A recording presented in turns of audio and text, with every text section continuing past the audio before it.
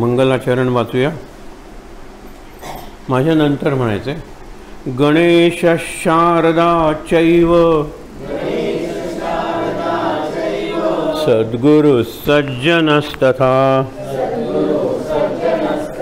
आराध्य दैवतं गुह्यं सर्वं मे रघुनंदनः. गणेश शारदा सद्गुरु संत सज्जन कुळेश्वरू सर्व ही माझा रघुवीरू सद्गुरु रूपे श्रीराम. माझे आराध्य दैवत परम गुह्य गुह्यातीत गुह्यपणाची मात नचले जेथे श्रीराम. यो जातो मरुदंशजो क्षितितले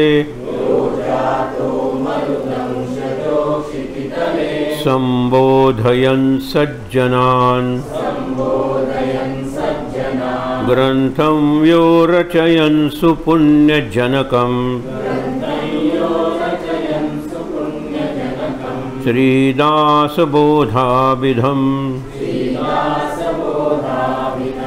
यः कीर्त्या पठनेन सर्वविदुषां स्वान्तापहारी सदा सोऽयं मुक्तिकरक्षितौ विजयते. श्रीरामदासो गुरुः. मला वाटते अंतरी त्वावसावे तुझ्या दासबोधासी त्वा बोध व्हावे. अपत्या परी पाववी प्रेमग्रासा महाराजया सद्गुरु रामदासा. ब्रह्मानंदं परमसुखदं केवलं ज्ञानमूर्तिं द्वन्द्वातीतं गगनसदृशं तत्त्वमस्यादिलक्ष्यम् एकं नित्यं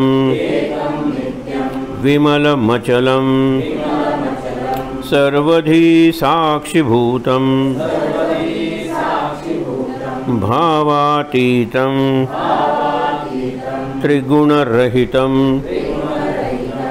त्रिगुणरहितं सद्गुरुं तन्नमामि. गुरुर्ब्रह्मा गुरुर्विष्णुः गुरुर्देवो महेश्वरः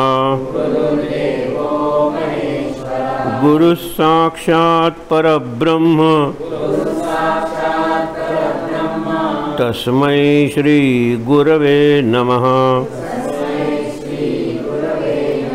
अनेन प्रीयतां देवो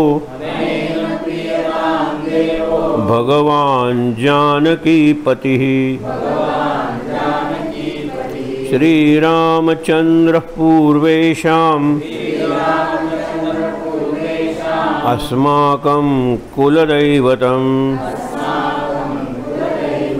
श्रोता वक्ता श्रीराम समर्थ. जय जय रघुवीर समर्थ. हे शेवटचे जे 2 श्लोक आहेत अनेन प्रियतांच्या आधी ब्रह्मानंदम परमसुखदम आणि गुरुर्ब्रह्मा गुरुर्विष्णू. आज ज्यांचा दिवस आहे आपण गुरुप्रतिपदा म्हणतो.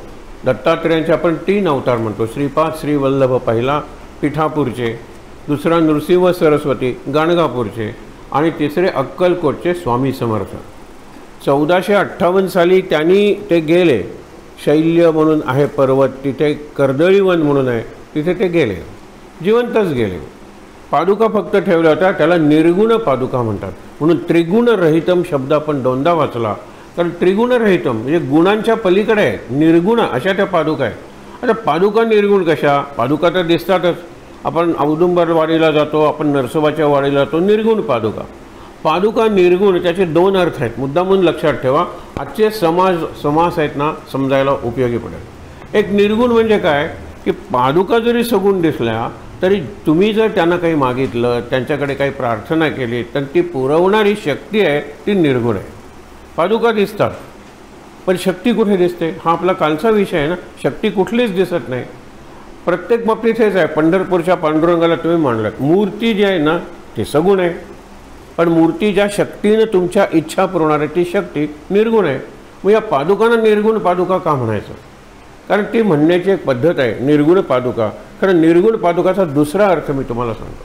आपण शेतीच्या दुकानात जातो आणि आपल्याला पादुका पाहिजे असतात, किंवा आपण मेस्ताकडे म्हणजे सुताराकडे जातो आणि आपण लाकडाच्या पादुका, किंवा आपण कुठल्या तरी मूर्तिकाराकडे जातो आणि दगडाच्या पादुका करून घेतो. तो ज्यावेळेला देतो पादुका, त्यावेळेला तुम्हाला तो पादुका म्हणून देतो. तो तुम्हाला विचारत नाही या साईबाबांच्या म्हणून पाहिजेत का, या स्वामी समर्थांच्या म्हणून पाहिजेत, काय गोंदवलेकर महाराजांच्या म्हणून पाहिजेत, तो काही विचारत नाही. कारण त्याच्या दृष्टीनं पादुका या पादुका आहे. म्हणजे त्या पादुकांवर कुणाला तुम्ही उभं करू शकता? तुमच्या आराध्य दैवताला, तुमच्या सद्गुरूंना, म्हणजे कुणालाही. अशा अर्थानेही त्या निर्गुण आहेत. म्हणजे कुणालाही तुम्ही, म्हणजे तुमचे अगदी आजोबा आहेत, आजोबा तुम्हाला पवित्र वाटतात, त्यांच्या पादुका तुम्ही जर पुजायचं ठरवलं तर त्या आजोबा वडिलांना गुरु मानणारे लोक आहेत. आणि त्या मग पादुका आणून त्या वडिलांच्या पादुका, म्हणजे त्या पादुकांवर त्यांना वडिलांची मूर्ती दिसते. मूर्ती ठेवलेली नाही. मूर्ती म्हणलं की ती सगुणच झाली. पण पादुका ही अशी खूण आहे की म्हणलं तर सगुण आहे आणि म्हणलं तर निर्गुण आहे. आपण ज्याला शिवलिंग म्हणतो, शिवलिंगात तसा आकार आहेच की हो, पण त्याला नाक डोळे तोंड कुठे? म्हणून ते कसं आहे, ते निराकार आहे पण सगुण आहे, कारण त्याला वजन रंग वगैरे आहे. पण निर्गुण निराकार म्हणजे काहीच नाही की हो. ब्रह्म हे निर्गुण निराकार आहे. सद्गुरू देहरूपात सगुण साकार आहे, सदेह आहे, समूर्त आहे. पण त्याची शक्ती, त्याची कृपा, त्याची प्रेरणा, या सगळ्या ज्या गोष्टी आहेत ना त्या अमूर्त आहेत. म्हणून निर्गुण म्हणू की सगुण रे गोविंदू, तू निर्गुण आणि सगुण दोनू गोविंदो रे, हे ज्ञानेश्वर म्हणतात. तुझं सगुण म्हणू की निर्गुण रे मला कळत नाही आहे. मग सगुण निर्गुण दोनू गोविंद रे, म्हणजे गोविंदाची शक्ती पाहिजे. आता अवचिता परिमळ, ते अवचित एकदम आलेला परिमळ म्हणजे सुगंध आहे.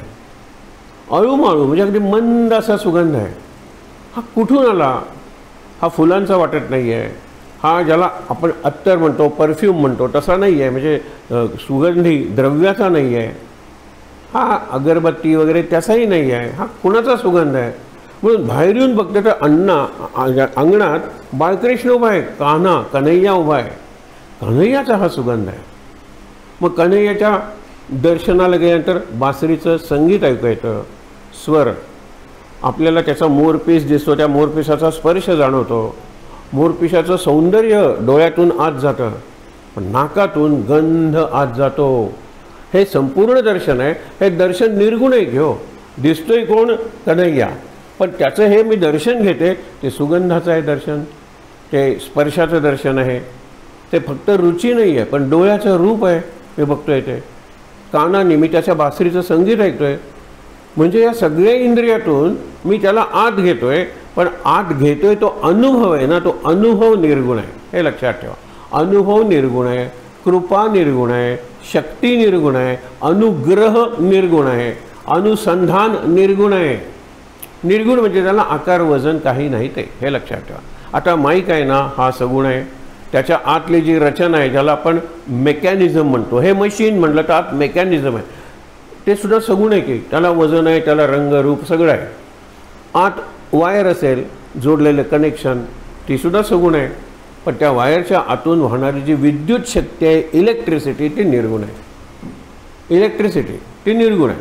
आता मी बोलतोय, मी तुम्हाला दिसतोय, बरोबर आहे, माझा कंठ दिसतोय, ओठ दिसत आहेत, त्यातून शब्द बाहेर आलेले तुम्हाला ऐकू येत आहेत, पण त्याचा अर्थ अर्थ प्रत्येकाचा निरनिराळा असू शकेल.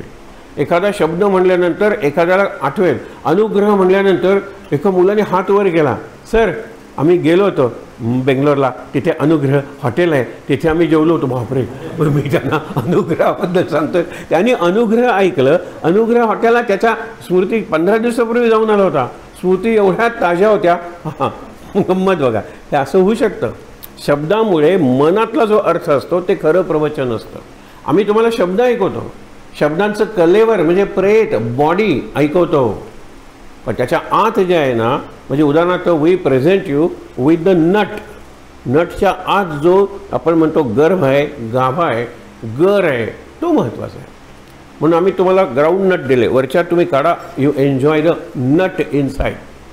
बाहेर दिलेलं आहे ते नटचं शेल आहे, ते बाहेर काढलेलं आहे. कोकोनट कट्टी बाहेर, शेल बाहेर काढलेला आहे. आतली जी कातली पाणी आहे ना, तो खरा कोकोनट आहे. कट्टी म्हणजे कोकोनट नाही. आतल्याचं रक्षण व्हावं म्हणून हे शेल दिलेलं आहे. कॅश्यू नट म्हणतो आपण.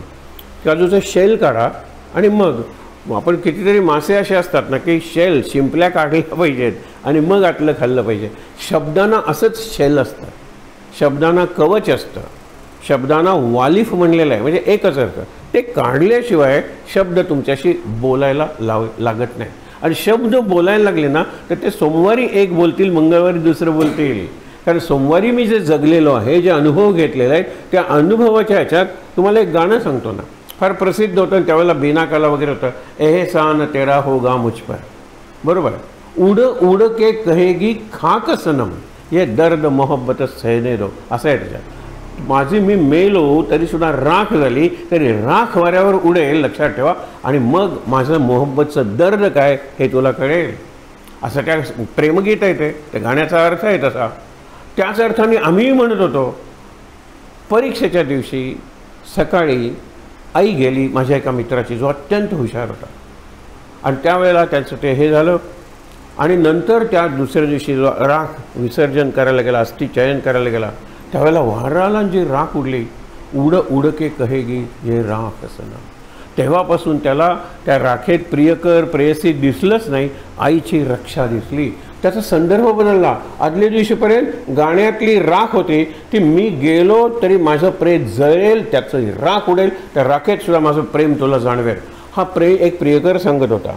मीरा दुसरंच काहीतरी सांगेल, ते दिव्य प्रेम असेल. ह्याला आईची त्या राखेत आई दिसली. आणि म्हणून ज्याला आपण म्हणतो की मला प्रवचन समजलं, मला पुस्तक समजलं, मला गुरुचा उपदेश समजला, तो प्रत्येकाला निरनिराळा समजतो. म्हणून रामकृष्णांचा एखादाच विवेकानंद तयार होतो. बाकीचे त्यांचे जे गुरुबंधू होते ते काही बरेचसे त्यांच्यापेक्षा हुशार होते, त्यांच्यापेक्षा चांगले शिकलेले होते, त्यांच्यापेक्षा व्यक्तिमत्व हे सगळं होतं की.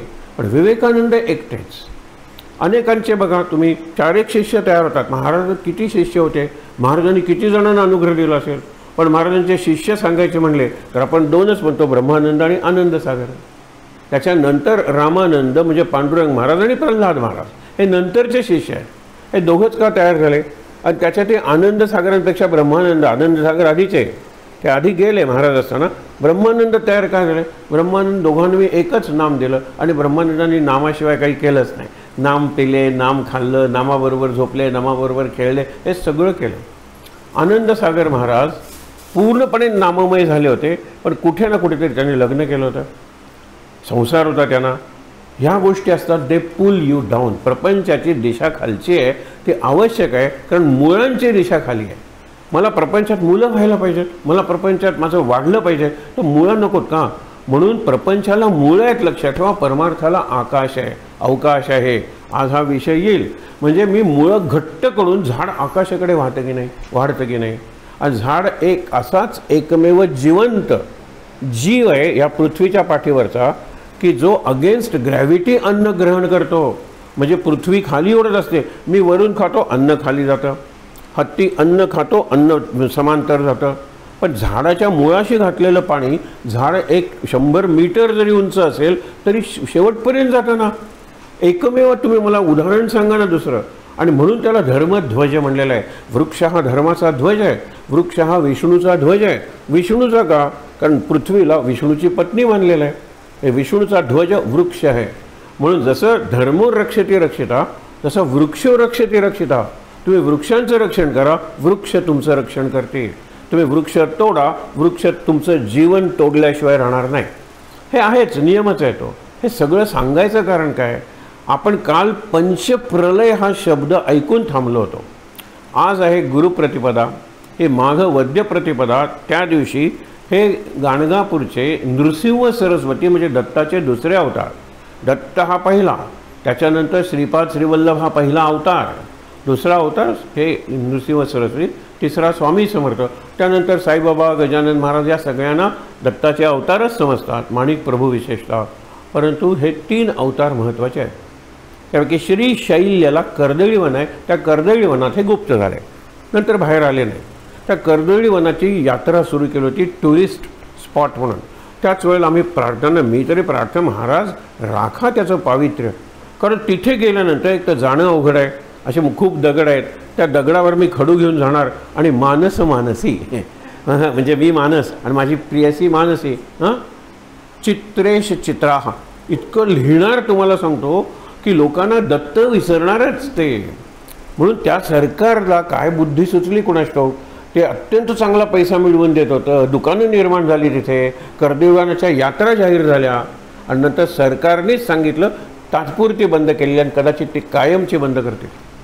विचार करा, हे कर्दळी वनात ते गेले, फुलं वगैरे वाहत आली, लोकांच्या अशी चरित्रात महत्त्व असतं. त्या पादुका ठेवल्या. स्वामी समर्थांनी देह आपल्यातच ठेवलेला आहे.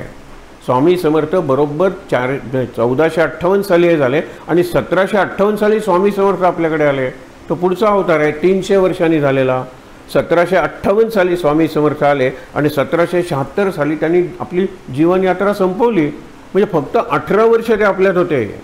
आधी त्यांचं जीवन वगैरे आपल्याला कुठे माहीत आहे. ते आले त्याच वेळेला एखाद्या वटवृक्षासारखे होते. त्यांचे हात गुडघ्यापर्यंत पोचणारे, ज्याला आजानुबाहू म्हणतो, म्हणजे वडाच्या पारंब्यासारखे वाटायचे ते तेजस निरण होतं.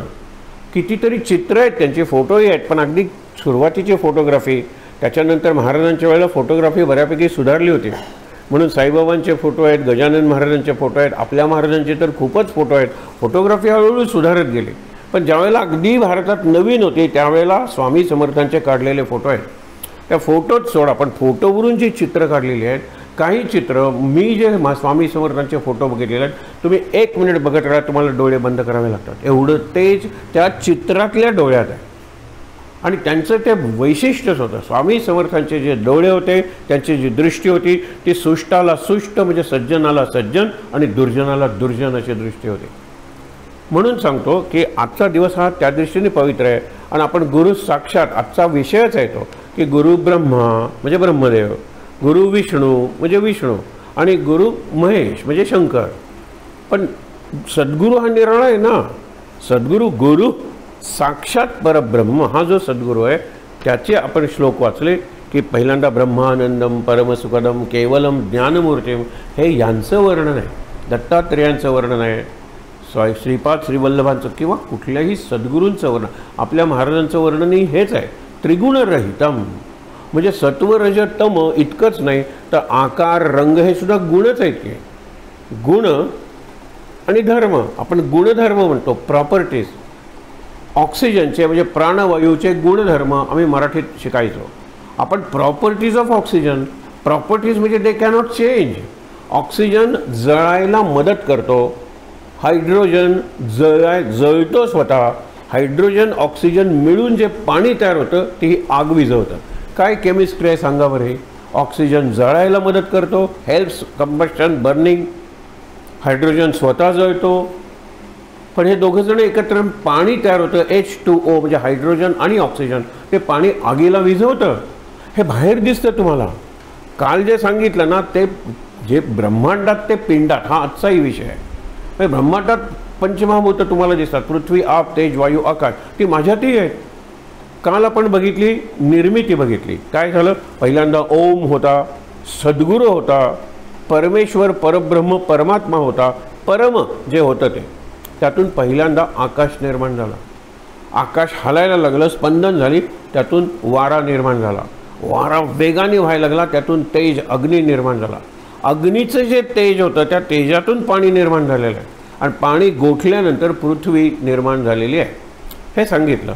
उलटं जर करायचं असेल तर कल्पांत, आता जो विषय आता वाचणार प्रलय, प्रलय म्हणजे शेवट, या सृष्टीचा शेवट तो कसा होणार आहे? सगळी पृथ्वी आहे ना, पाणी त्या पृथ्वीला आत शोषून घेणार आहे. मग पाणीच पाणी सगळीकडे, ज्याला जलप्रलय म्हणतो. 5 प्रलय सांगितले त्यातला हा जलप्रलय. मग नुसतं सगळीचकडे पाणी आहे का? नाही, आग असते ती पाण्याला शोषून घेते, वाफ करून टाकते सगळे. आग, मग आग आहे का? सगळं वारा जोरात व्हायला लागतो, आगीला विझवून टाकतो. मग फक्त वाराच असणार आहे का? वाऱ्याला आकाश गिळून टाकतं. आणि आकाश असणार आहे का? आकाशाला ओम गिळून टाकतो, किंवा आकाश ओममध्ये सामावतं, विलीन होतं. जसं तिथून निर्माण झालेलं आहे तिथे जातं आणि फक्त ओम उरतो, फक्त सद्गुरू उरतो, फक्त परब्रह्म उरतं, बाकी काही उरत नाही. इथे काय सांगितलंय? ब्रह्म लोकांना कळत नाही म्हणून ब्रह्मदेव निर्माण केला. ब्रह्मदेव, त्याला ब्रह्मा म्हणतो. ब्रह्मा विष्णू महेश. ब्रह्मा म्हणजे ब्रह्मदेव. हा ब्रह्मदेव जो आहे त्याचा दिवस आणि रात्र, तिचे एक दिवस ज्यावेळेला तो सगळं तयार करत असतो, ब्रह्मदेव फक्त तयार करतो, विष्णू त्याचं रक्षण करतो, आणि त्या संहार कोण करतो? शिव. हे आपल्याला माहीत आहे. गॉड याच्यात जी म्हणजे जनरेशन, ओ म्हणजे ऑर्गनायझेशन किंवा ऑपरेशन, आणि डी म्हणजे डिस्ट्रक्शन. ऑपरेशन शब्द चांगला आहे, पण आपल्याला उगीच सर्जरी आठवते. ऑपरेशन म्हणल्यानंतर सर्जरीच आठवते. हा ऑपरेशन काय आहे? संपूर्ण जग हे ऑपरेट करतोय. आपण ऑपरेटर वगैरे असं आहे, त्या ऑपरेटरला बोलवा रे, कारण आपल्याला इथे काहीतरी प्रॉब्लेम येतो, तो ऑपरेटर आहे. तसं विष्णू हा ऑपरेटर आहे, विष्णू हा ऑर्गनायझर आहे. मेंटेन्स, क्रिएशन कोण करतो? ब्रह्मदेव. मेंटेन कोण करतो? आणि डिस्ट्रॉय कोण करतो? हा शंकर. हे झालं नाही ना, ती पृथ्वी जगायला अशक्य होईल. निर्माण केलेली माणसं सगळीच जगायला लागली. आता कालच तुम्हाला सांगितलं ना, जीवन खूप वाढल्यामुळे पेन्शनचा इतका कर्ज बोजा वाढला आहे काही राष्ट्रांवर, आपल्याकडे सुद्धा, की अवघड जाते त्यांना ते, कारण माणसं जास्त जगायला लागली. आता ज्यावेळेला आपले झालं ना त्यावेळेला 40 आपलं ॲव्हरेज एज होतं 1947ला. आता आपलं 60-70 वगैरे झालेलं आहे. कारण का? की ह्याचा अर्थ मेडिकल एड वाढलेली आहे, हेल्थ कॉन्शियसनेस वाढलेला आहे, हेल्थ अँड हायजीन, स्वच्छता वाढलेली आहे. म्हणून जन्माचा जो रेट आहे तो काय फार वाढलेला नाही आहे. भारताची लोकसंख्या वाढते, जन्माचा रेट आहे तसाच किंवा कमी झाला आहे. या कॉन्शियसनेसमुळे, फॅमिली प्लॅनिंग, फॅमिली वेलफेअरमुळे जन्माचा रेट ऑफ बर्थ कमी झाला आहे, पण रेट ऑफ डेथ त्यापेक्षा खूप कमी झाला आहे. म्हणजे पूर्वी 40 जन्मत होते आणि 28 मरत होते, 12 जगत होते आउट ऑफ 1000. हे इकॉनॉमिक्स आहे. 40 जगत होते, 12 मरत होते, 28 मरत होते, 12 जगत होते. आता बरोबर उलटं, 40 जन्मतात, रेट तसाच राहिला आहे, पण 12 मरतात, 28 उरतात. ह्या उरल्यामुळे लोकसंख्या वाढते. आता या लोकसंख्या वाढीचा निषेध करणारा का स्वागत करणारा? माणसं जगतायत, त्याच्यात काय वाईट आहे? जगणाऱ्या माणसाला विचारा. पुढे जीवनाची वर्षे वाढलीत, पण वाढलेल्या वर्षात जीवन जगणं अशक्य झालेलं आहे. आज अनेक घरात आजी मेली, कुणीही रडत नव्हतं तिथे, कारण आजी 1.5 वर्ष मरत होते. आजोबा गेले, आजोबा 2 वर्ष मरत होते, आणि आपण त्यांना व्हेंटिलेटरवर सुद्धा ठेवायचं काढायचं की नाही, मोठं डिबेट होतं. प्रत्येक वेळेला मला विचारल्यानंतर मी प्रत्येक वेळा सांगतो, मी ऑब्जेक्टिव्ह डिस्पॅशनेट, कुठली भावना, रिमूव्ह द व्हेंटिलेटर. व्हेंटिलेटरवरून एखादीच व्यक्ती जिवंत परतते. कदाचित त्यावेळेला व्हेंटिलेटरची गरज नसते, हॉस्पिटलची गरज म्हणून तो लावलेला असेल. व्हेंटिलेटर म्हणजे सगळं संपलं. व्हेंटिलेटर गुरुवारी काढतात, नंतर डॉक्टर मित्र तुम्हाला सांगतो, खरं सांगू का, तो सोमवारी गेलेला आहे. आम्ही तुम्हाला सांगितलं व्हेंटिलेटर तुम्ही सांगाल त्यावेळेला काढू. आम्हाला व्हेंटिलेटर अनंत काळपर्यंत ठेवण्याची आमची तयारी आहे की, कारण आमचं मीटर वाढतं आहे. तुम्हाला हे का सांगतोय? आजचा जो विषय आहे ना त्याच्यात जन्म, जीवन आणि मृत्यू. जन्म, जीवन आणि मृत्यू. जन्म म्हणजे ब्रह्मदेव, जीवन म्हणजे विष्णू, आणि मृत्यू म्हणजे शंकर. याच्यात जास्तीत जास्त अवतार विष्णूचे आहेत. आता पहिल्याच ओवीतील कदाचित अवतार घेण्याचं काम विष्णूकडे सोपवलं. कारण का? विष्णूला मेंटेन करायचं आहे. शंकराचे अवतार वगैरे आहेत, पण शंकराला डिस्ट्रॉय करायचं आहे. हा अवतार घेऊन मारायचं आहे, तो अवतार घेऊन मारायचंच आहे. अवताराची गरज काय? ब्रह्मदेव म्हणतो मला निर्माणच करायचं आहे, हा अवतार घेऊन.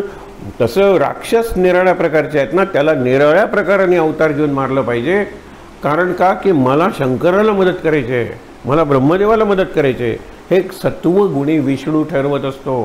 म्हणून विष्णू हा सत्वगुणी देव आहे, ब्रह्मदेव हा रजोगुणी देव आहे. आणि शंकर हा तमोगुणी देव आहे. तम म्हणजे वाईट समजू नका, पण तमोगुणी म्हणजे उग्र आहे शंकर. शंकराचे तुम्ही जर अलीकडची पुस्तकं वाचली आहेत, त्यामुळे शंकराच्या क्षेत्राला तरुण जायला लागलेले आहेत. तुम्हाला मागे सांगितलं होतं, एक तरुण विचारतो, सर त्र्यंबकेश्वरला जाते, येणार का? म्हणलं, अरे तू त्र्यंबकेश्वरला कशासाठी जातोय? त्र्यंबकेश्वरला गेल्यानंतर एकदा तरी त्या त्र्यंबकेश्वराचं, त्या ज्योतिर्लिंगाचं दर्शन घे. तू तिथे गांजा चरस सहज मिळते म्हणून जातोयस. गप्प बसला तो. आणि नंतर आल्यानंतर सिलेंडर काय उचलायला लागला. मी मित्राच्या घरात होतो, तिथे राहिला, सिलेंडर वगैरे शक्ती येते ती. आणि ती शक्ती भांग काय, चरस काय, गांजा काय, ही सगळी आपली मंदिरं झालेली आहेत किंवा स्थानं झालेली आहेत शंकराची. काय भक्ती करणार आहात तुम्ही शंकराची? जाता कशाला त्या स्थानाला? प्रत्यक्ष प्रश्न विचारलेला आहे. मी जे नेहमी सांगत असतो ना, रामदास, आपले महाराज, बुद्ध, तुकाराम, नानक, हे सगळे सांगत आहे. गाडगे महाराज, तुकडोजी महाराज, हे सगळे संत सांगत आलेले आहेत की तुम्ही भ्रमात पडता. आज भ्रमाचा संभ्रम मी करतो अशी एक ओवी आहे. कारण भ्रमाचा समास वाचणार होता, पण आत्ता भ्रमाचा संभ्रम म्हणजे काय करतो? भ्रम वाढवतो तुमचा. इतकी उदाहरणं दिलेली आहेत, आपण काहीच उदाहरणं घेतलेली आहेत. पण आपलं सगळं जीवन म्हणजे भ्रम आहे. ते म्हणतात उपासना हा भ्रम आहे, आपला ईश्वर हा भ्रम आहे, उपासना करणारा उपासक हा भ्रम आहे. आणखीन काय सांगायचं? आपण उपासना करणारे भ्रम आहोत, कारण उपासनेचं स्वरूपच आपल्याला कळलेलं नाही. उपासना म्हणजे काही नाही, बस मी आणि माझं शरीर, माझा श्वास चालू आहे, संपलं. उपासना मना बुद्धी त्याच्यावर अवलंबून आहे. मन बुद्धी जगण्यासाठी श्वास पाहिजे, म्हणून श्वास एरवी प्राणायामात वाटतो, तो श्वास नामाला नको आहे. महाराज म्हणतात श्वासोश्वासी नाम घ्या, प्राणायाम सांगत नाहीत महाराज. उलट सांगतात श्वास नाम हा माझा प्राण आहे, हा प्राणायाम आपण करायला पाहिजे. प्राणायाम म्हणजे नाक दाबा हे करायचं शरीरच आहे, त्यामुळे मनाला कदाचित मिळेल. पण महाराज बुद्धीबद्दल म्हणतायत, मला जगवायचं ना, तुम्हाला सद्गुरूंना जिवंत ठेवायचं आहे ना, नाम घ्या, श्वासावर नाम घ्या. मग प्राणायाम करणारा म्हणेल की एका ह्याच्यात मी किती नाम घेतलं. महाराज म्हणतात मी प्राणायामाबद्दल बोलतच नाही, तुम्ही श्वास घ्या, नाम घ्या, माझा प्राण जिवंत आहे. हा प्राणायाम लक्षात घेऊया. आज या गुरुप्रतिपदेच्या निमित्तानं आपण नवीन प्राणायाम करायला लागूया. श्वास नाम महाराजांचा प्राण, श्वास नाम प्राण, श्वास नाम प्राण, ह्यालाच म्हणतो प्राणाचा प्रणव करा. प्रणव म्हणजे ओंकार. प्रणव शब्द कसा आलेला आहे? नव म्हणजे नवीन, नव नवीन. प्र आल्यामुळे नचणं झालं. प्रणव किंवा प्रणव प्रत्येक नवीन आहे. आणि आपल्या या संपूर्ण जीवनात प्रत्येक वेळेला नवीन एकच गोष्ट आहे, ती म्हणजे नाम, श्वास. मला जुना श्वास घेता येईल का? बाबा काल 4:23 तुम्ही भजी आई तळायला लागल्यानंतर जो श्वास घेतला होता तो घेऊन दाखवा. मी घेऊन दाखवेन, पण तो कालचा कसा असेल हो? तो आत्ताच असणार आहे. बाबा उद्या मित्र येतील त्यावेळेला असा दीर्घ श्वास घेऊन दाखवा, मी दाखवेन. पण तो तसा कसा आहे? शंख जोरात वाजवला, बाबा 2 मिनिटं तुम्ही शंख वाजवतात. आज संध्याकाळी माझा बड्डे आहे, बड्डेची सुरुवात शंख वाजवून करायची ना, असाच वाजेल. Similar, not the same. तोच कसा वाजवतील शंख? तो मी सकाळी वाजवला होता. ओंकार काही माणसं एवढं जोरात म्हणतात. आमचा कार्यक्रम आहे, ओंकाराने सुरुवात होऊ दे. बघा तो म्हणेल मी जरूर चांगला म्हणेन, कार्यक्रम चांगला म्हणेन मी, आणखीन चांगलं. पण हा ओंकार आजचा मी उद्या म्हणू शकणार नाही आहे, हे लक्षात घ्या. श्वास ही एकमेव गोष्ट आपल्या जीवनातली प्रत्येक वेळा नवीन असते. बाकी हे कपडे माझे नवीन नाही आहेत, माझे केस, माझं शरीर नवीन नाही आहे, माझ्या शरीराच्या आतलं सेल्स, ब्लड नवीन नाही आहे, हे लक्षात ठेवा. काहीच नवीन नाही आहे सोडून श्वास. मग आजारी माणसाचा श्वास नवीन आहे. अगदी शेवटचा श्वास घेतला तो नवीन होता. त्यावेळेला जरी मी आठवण ठेवली, त्याच्यावर नाम घेतलं, मी सुटलो. हे सगळ्या संतांनी, महाराजांनी, भागवतांनी नाही का सांगितलं की शेवटचा श्वास नामात घ्या. तेव्हा तरी सावध व्हा. सावध ऐका पुढल्या हाका. पुढल्या हाका कोण मारतोय? हा हाकारा कोण आहे? मृत्यू आहे. हकाराचा अर्थ काय माहिती आहे ना? एखादा वाघ तुम्हाला मारायचा आहे तर सर्व बाजूनी डबे पिट्यात येतात, कुत्री भुंकत जातात, हाकारे म्हणतात त्यांना. आणि असं सगळ्या बाजूने आल्यानंतर वाघ कुठेतरी मध्ये थांबतो, मग त्याला मारतात. हा आपला हाकारा कोण आहे? आपल्याला एकच हाकार आहे, तो म्हणजे मृत्यू. विचार करा. सावध ऐका पुढल्या हाका. आपण आजूबाजूला किती माणसं बघतोय हो, हेल्पलेस झालेले आहेत अपघातामुळे, तरुणपणी हेल्पलेस झालेले आहेत असाध्य रोगामुळे म्हातारपणी, आणि हेल्पलेस झालेले आहेत मरत नाही म्हणून. मी उद्या तसा होणार नाही. कशावरून? सावध. सावध ऐका. मी सावध काय करायचं? माझं नाम आत न्यायचं. म्हणजे जिभेला जरी पॅरालिसिस झाला तरी माझं नाम चालू आहे. मेंदूचा असा कुठला तरी भाग जिवंत राहील, मेमरी जरी गेली तरी नाम, कारण नाम मेमरीच्या पलीकडचं आहे. नामाचं स्मरण आहे, स्मरणाच्या पलीकडे नाम आहे. अगदी लक्षात घेऊया आपण. म्हणजे माझा काही जिवंत आहे ना, नाम चालू राहिलं पाहिजे. हे सावध ऐका पुढल्या हाका. एवढीच तयारी, कारण ही तयारी द बेस्ट, द हायेस्ट तयारी कुठली असेल तर नामाची तयारी आहे. म्हणून इतर वेळा गोष्टी वगैरे कमीत कमी घाला, कमीत कमी टी व्ही, कमीत कमी वाचन, कमीत कमी वाचन म्हणजे ग्रंथांचं वाचनसुद्धा कमी करा. आत्तापर्यंत काही कमी वाचलं आहे त्याच्यावर विचार करूया ना. आणि मी ह्याचा कसा उपयोग करू शकतो. मी तुम्हाला एक अनुभव सांगतो. काल मला एकाने हातात हात धरून सांगितलं महाराजांच्या जयंतीच्या दिवशी, तुम्ही तुमचे अनुभव लिहा, तुम्ही तुमचे अनुभव कधी सांगत नाही. म्हटलं हळूहळू कधी कधी सांगतो, पण अगदी महाराजांच्या पायाशी बसलोय त्यांच्या आज्ञेनं आणि प्रेरणेनं म्हणून सांगतो, पण तुम्ही लिहा. म्हणलं ही तुमची इच्छा आहे का.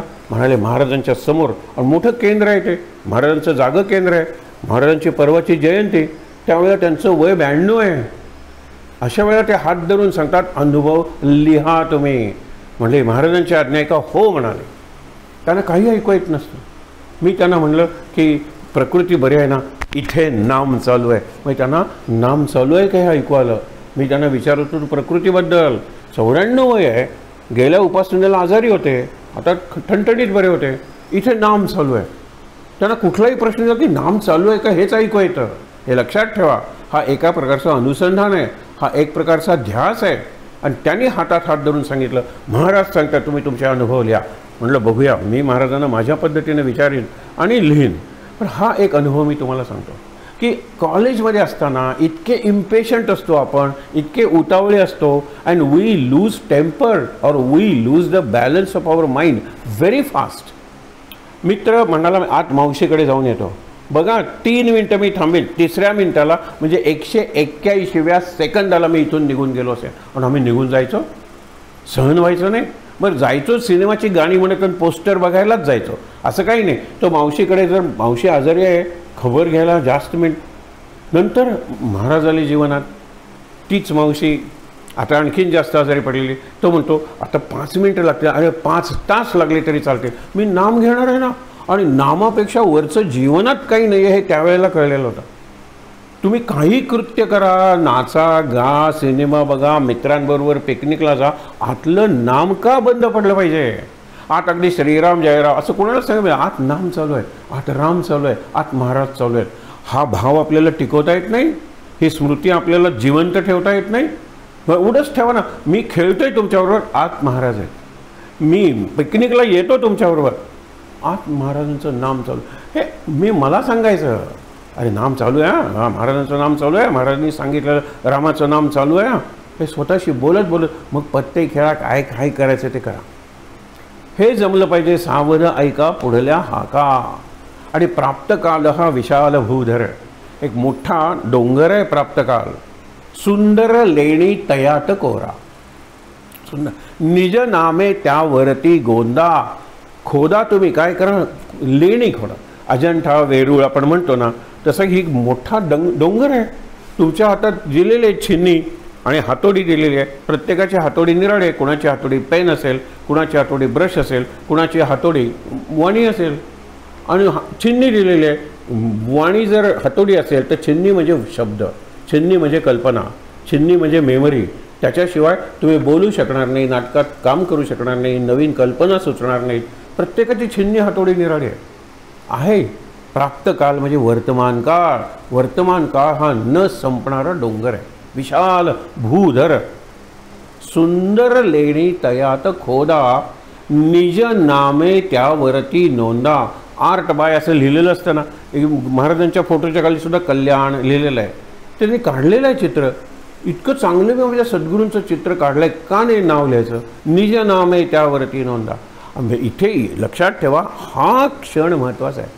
उद्याच्या क्षणाची, पुढच्या क्षणाची तुम्ही चिंता करू नका, कारण तुमच्या चिंतेवर पुढचा क्षण अवलंबून नाही आहे. पुढच्या क्षणी काय होणार आहे हे जर खरंच माहीत नाही आहे, आपल्याला अजून ते पटलेलं नाही, आतून पटलेलं नाही आहे. आपण म्हणतो पुढच्या मे महिन्यात मी येतो तुमच्याकडे, हा व्यवहारातलं स्टेटमेंट आहे. पण मनातल्या मनात महाराज तुमची इच्छा असेल तर का नाही सांगायचं? नाही तर आपल्याला पुढचं प्लॅनिंगच करता येणार नाही. हां, गेल्या रामनवमीला लावतात, या रामनवमीला तुम्ही आमच्याचकडे आलं पाहिजे, येतो. रामाची इच्छा असेल तर, हे त्यांना सांगू नका. आपण लोकांना नेहमी सांगतो रामाची इच्छा असेल तर येईल, नाहीतर काय राम नाम सत्य आहे, काहीतरी होईल ना. हे असले रडं बोलायचं कशाला? त्यांना हो हो येईन, हां नक्की येईन निश्चितीन असंही म्हणू नका. ते बोलवत आहेत, हो येईन, मनातल्या मनात म्हणा रामाची महाराजांची इच्छा असेल तर, आणि तरच बघूया महाराज काय म्हणतायत. कशाला लोकांना कशाला सांगता? कारण तो आपला भाव नाही आहे, फक्त शब्द आहेत आपले ते, आणि भाव असेल तर शब्द वापरावे लागत नाहीत, हे लक्षात घ्या. आणि म्हणून आपण कालचा जो एक भाग 4 ओळी घाईत वाचल्या होत्या त्या जरा वाचूया. हा खूप मोठा आहे समास, म्हणून मी जरा फास्ट जातोय. बघा, काल आपण दासबोध दशक 10 समास 4 हा शेवटचा घेतला होता. बीज लक्षण नाम आपण फक्त वाचूया आणि शेवटच्या दुसऱ्या पानावरच्या ओव्या जरा बघूया. आता पाहो जाता उत्पत्ती मनुष्यापासून मनुष्य होती, हा काल विचार आपण बघितला आहे. मनुष्यापासून मनुष्य होती, पशुपासून पशु निपजती. प्रत्यक्ष आता खेचरे म्हणजे आकाशात उडणारे, भूचरे जमिनीवर चालणारे, वनचरे वनात राहणारे, आणि जलचरे म्हणजे पाण्यात राहणारे, नाना प्रकारची शरीरे शरीरापासून होती. ऐसे पाहता उदंड लांबले, खूप सृष्टी झालेली आहे. परी मुळी शरीर कैसे झाले, कासयाचे उभारले कोणे कैसे. ब्रह्मी मूळ माया झाली, त्याची अष्टधा प्रकृती बोलली. भूती त्रिगुणी, पंचमहाभूत, भूती म्हणजे पंचमहाभूत, आणि त्याच्यात त्रिगुण असे 8 अष्टधा प्रकृती. मागे मी तुम्हाला गमतीने एक उदाहरण दिलं होतं. तरुण निघालेला आहे कॉलेजला, त्याला जरा उशीरच झालेला आहे, पण त्या पारावर म्हणजे पेड म्हणतो आपण कोकणीत, त्याच्यावर एक आजोबा बसलेले आहेत. सहज प्रश्न विचारतो, कशी आहे प्रकृती आजोबा? आजोबा त्याचा हात धरतात. बस, प्रकृती म्हणजे अष्टधा, पंचमहाभूत अधिक त्रिगुण. त्याला आजोबाने एवढा घट्ट हात धरला आहे, आयुष्यातलं सगळं उरलेलं बळ हे कोटून त्याने हात धरलेला आहे. उठता उठत नाही. त्यावेळेला आजोबांचं संपत नाही. तो म्हणतो आज माझी परीक्षा आहे, परत मी येईन उद्या तुम्हाला पुढे. आपण कुठपर्यंत पोचलो? आजोबा म्हणतात आपण फक्त आप आणि तेजापर्यंत पोचलो आहे. अजून वायू आकाश सत्व रज तम एवढं राहिलं आहे. यातून सगळी प्रकृती बनते ना रे. कल्पना करा. आजोबा अशी उत्तरं देतात. अष्टधा प्रकृतीचा विचार हाच आहे की कुणाच्यात पृथ्वी तत्व जास्त आहे, कुणाच्यात पाणी तत्व जलतत्व जास्त आहे, कुणाच्यात अग्नितत्व जास्त आहे. त्याचा एक एक गुण सांगतो. पृथ्वी तत्व म्हणजे दगड हलवल्याशिवाय हलणार नाही. निष्क्रियता म्हणजे पृथ्वी. आपल्यात निष्क्रियता किती आहे? आपण खूप उद्योगी आहोत, पण एका विशिष्ट कामासाठी निष्क्रिय आहोत. आज पूजा करशील का रे? आई नको ग, उद्या करूया. तिथे मी निष्क्रिय आहे, तिथे मी दगड आहे, तिथे मी पृथ्वी आहे. पण पाणी कसं सुंदर वाहतं वगैरे. सिनेमाला आहे, तू का तयार आहे? कपडे काढायचीच गरज नाही, मी आत्ता चालले निघालो. जलतत्व नाही, जलतत्व काही बाबतीत माझ्यात पाणी आहे, काही बाबतीत अग्नी म्हणजे काय रागवतो, तापतो, आणि समोरच्या व्यक्तीवर तापून संपलं की पंतप्रधानांवर तापतो आणि अमेरिकेच्या राष्ट्रपतीवर तापतोच फक्त. हे माझ्यातलं अग्नितत्व आहे. आकाश तत्व म्हणजे पोकळ, मी हे केलंय ते केलं, आता हे करणार ते करणार, हे मी म्हणतात ना की हाव हाव किंवा याव त्याव अमुक तमुक, ह्या असल्या गोष्टी आहेत सगळ्या. आपण म्हणतो ना फुकाच्या गप्पा. त्याला समर्थाने चांगला शब्द वाय चाळा. वाय म्हणजे वायू, शब्द म्हणजे वायूच आहे ना शेवटी. वायूचा चाळा, वायफळ गप्पा. या वायला फळ काय येणार आहे सांगा बरं? त्याला वायफळ म्हणतात. वायफळ गप्पा म्हणजे कुठलंही फळ येणार नाही, नुसत्या गप्पा मारताय तुम्ही. आकाश तत्व आहे. त्याच्या उलटी आहे मौन शांत. त्याच्याकडे बघितलंच की बरं वाटतं. आकाश तत्व आहे. आता पृथ्वी तत्व आवश्यक तेव्हा हलवीन, इतरांनाही हलवेन, आता गरज वाटत नाही, आहे त्या ठिकाणी बसून शांत. हे सात्विक तत्व आहे. असे प्रत्येकाला तुम्हाला सांगतो पंचमहाभूत विशेष आहेत. आपल्या शरीरातली हाडं ही पृथ्वी आहे, आपल्या शरीरातलं रक्त हे पाणी आहे, आपल्या शरीराचं टेम्परेचर हा अग्नी आहे, आपल्या शरीरातला श्वास हा वारा आहे, आणि आपल्या शरीरातली पोकळी हे आकाश आहे. आपल्या किती आहेत की, पण फरक लक्षात ठेवा. तिकडे मगाशी तुम्हाला सांगितलं पाण्याला पृथ्वीला पाणी विरघळून टाकतं, लक्षात आलं. मग पाणी उरलं, पाण्याला हे करतो अग्नी वाफ करून टाकतो, अग्नीला वारा विझवतो. एकमेकाचे शत्रू आहेत. पण माझ्या शरीरात ते गुण्या गोविंदानं राहतात. म्हणून पण कधी कधी कफ वात पित्त याचं प्रमाण बदललं की मी आजारी पडतो. प्रमाण जर सम असेल तर मला आरोग्य आहे ना. म्हणून साम्यावस्था म्हणजे आरोग्य आणि विषमावस्था त्याला आपण म्हणतो अनारोग्य म्हणजे रोग. मी आजारी पडलेलो आहे हे लक्षात घ्या फक्त. म्हणजे जी तत्व बाहेर एकमेकाला गिळायला बघतात तीच तत्व एकमेकाला मदत करतात. हा परमेश्वराचा चमत्कार आहे.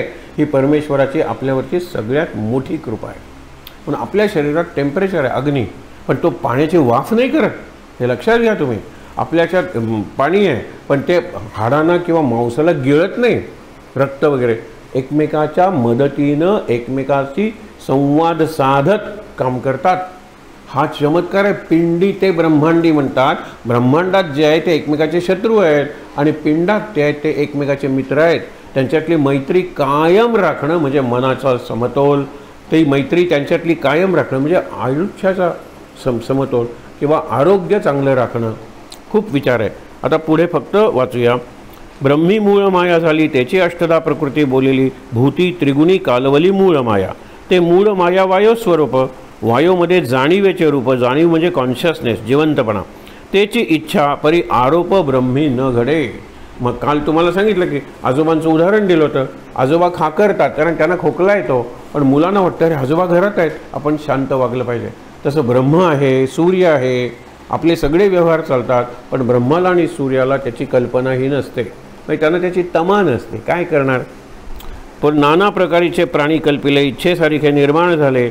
अवघे जोडेची उदेले. जोडेची म्हणजे दाम्पत्य जोडी नर आणि मादी हे निर्माण झालं. आणि म्हणून पुढची सृष्टी झाली किंवा निर्माण. ज्यावेळेला जलप्रलय होता त्यावेळेला मनू ज्या हातात एक मासा येतो ती गोष्ट तुम्हाला माहीत आहे. मत्स्य अवतार पहिल्या अवताराची गोष्ट आहे ती.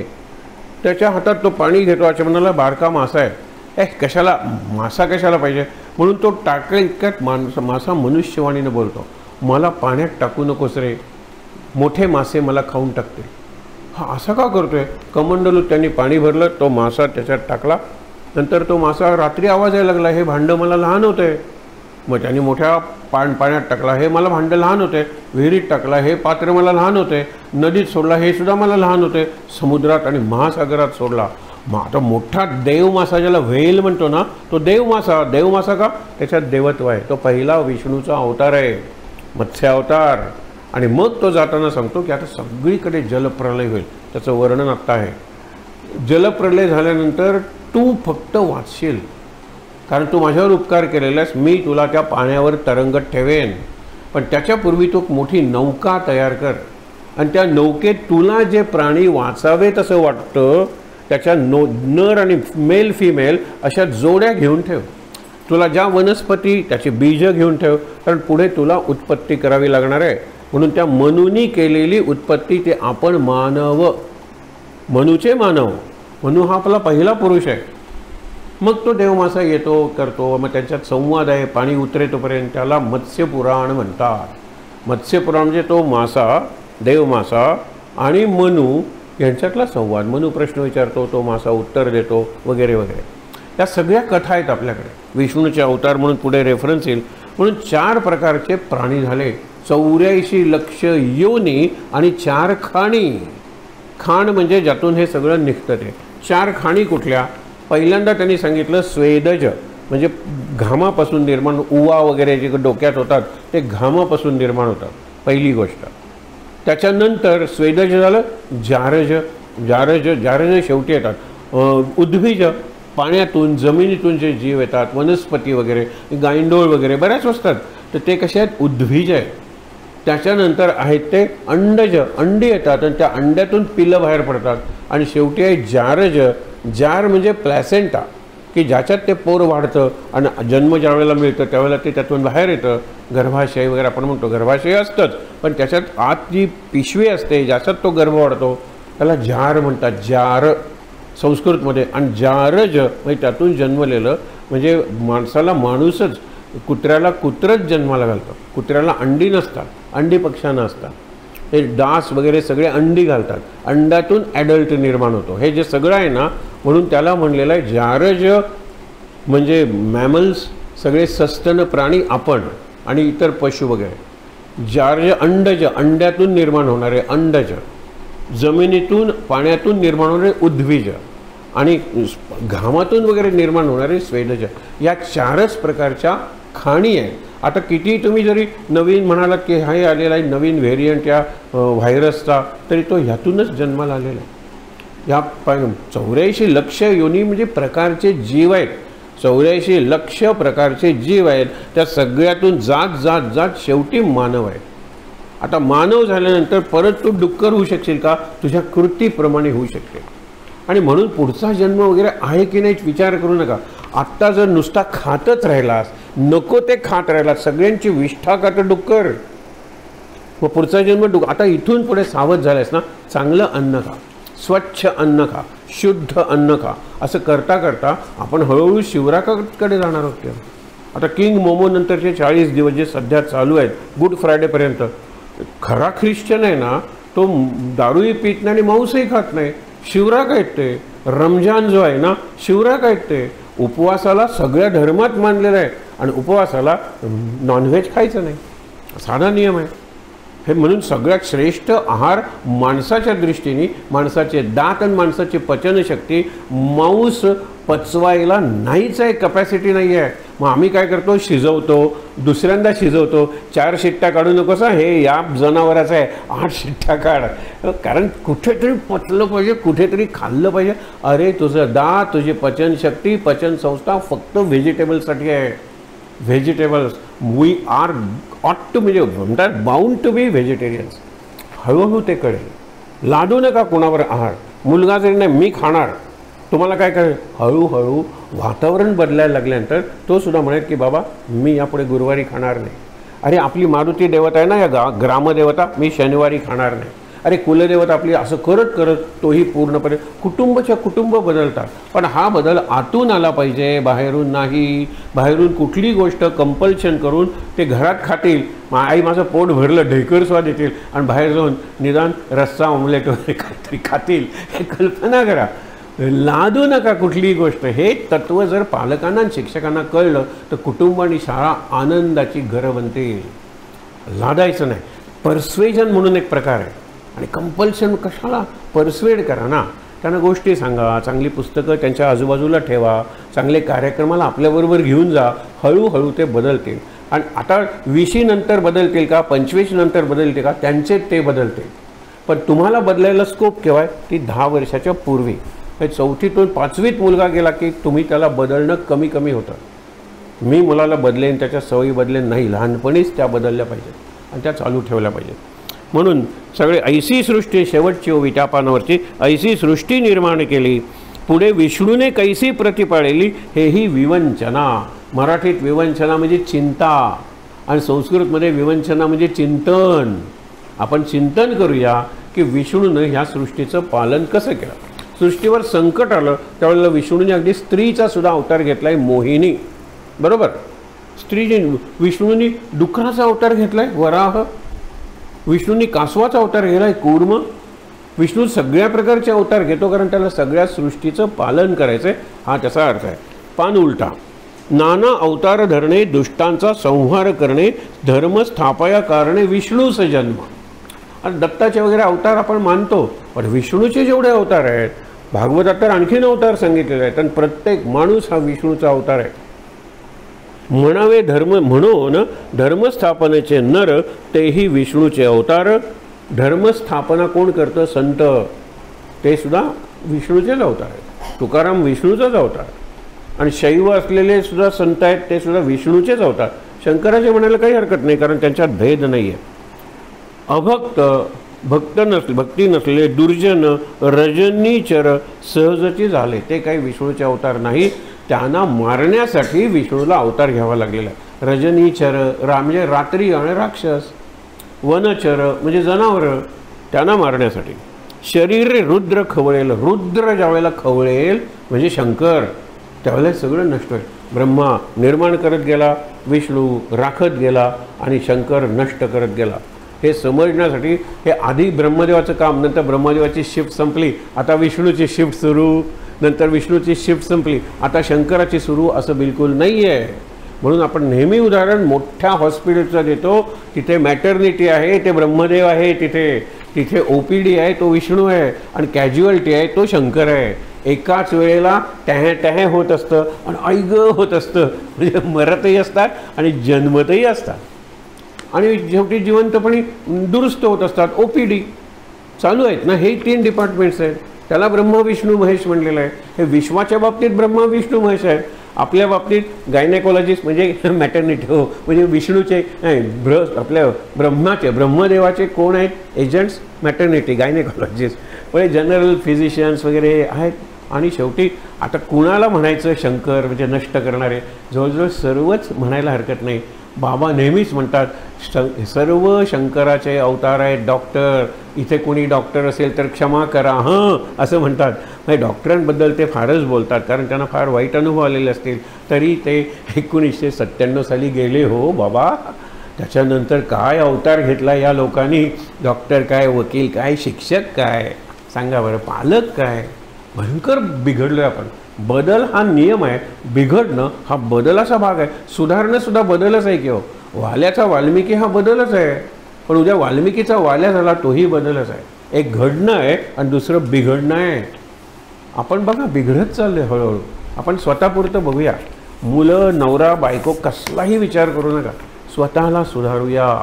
कारण सावध ऐका पुढल्या हाका. आता पुढे शरीरे एवं उत्पत्ती स्थिती संहार याचा ऐसा हे विचार श्रोतीहून तत्पर अवधान द्यावे.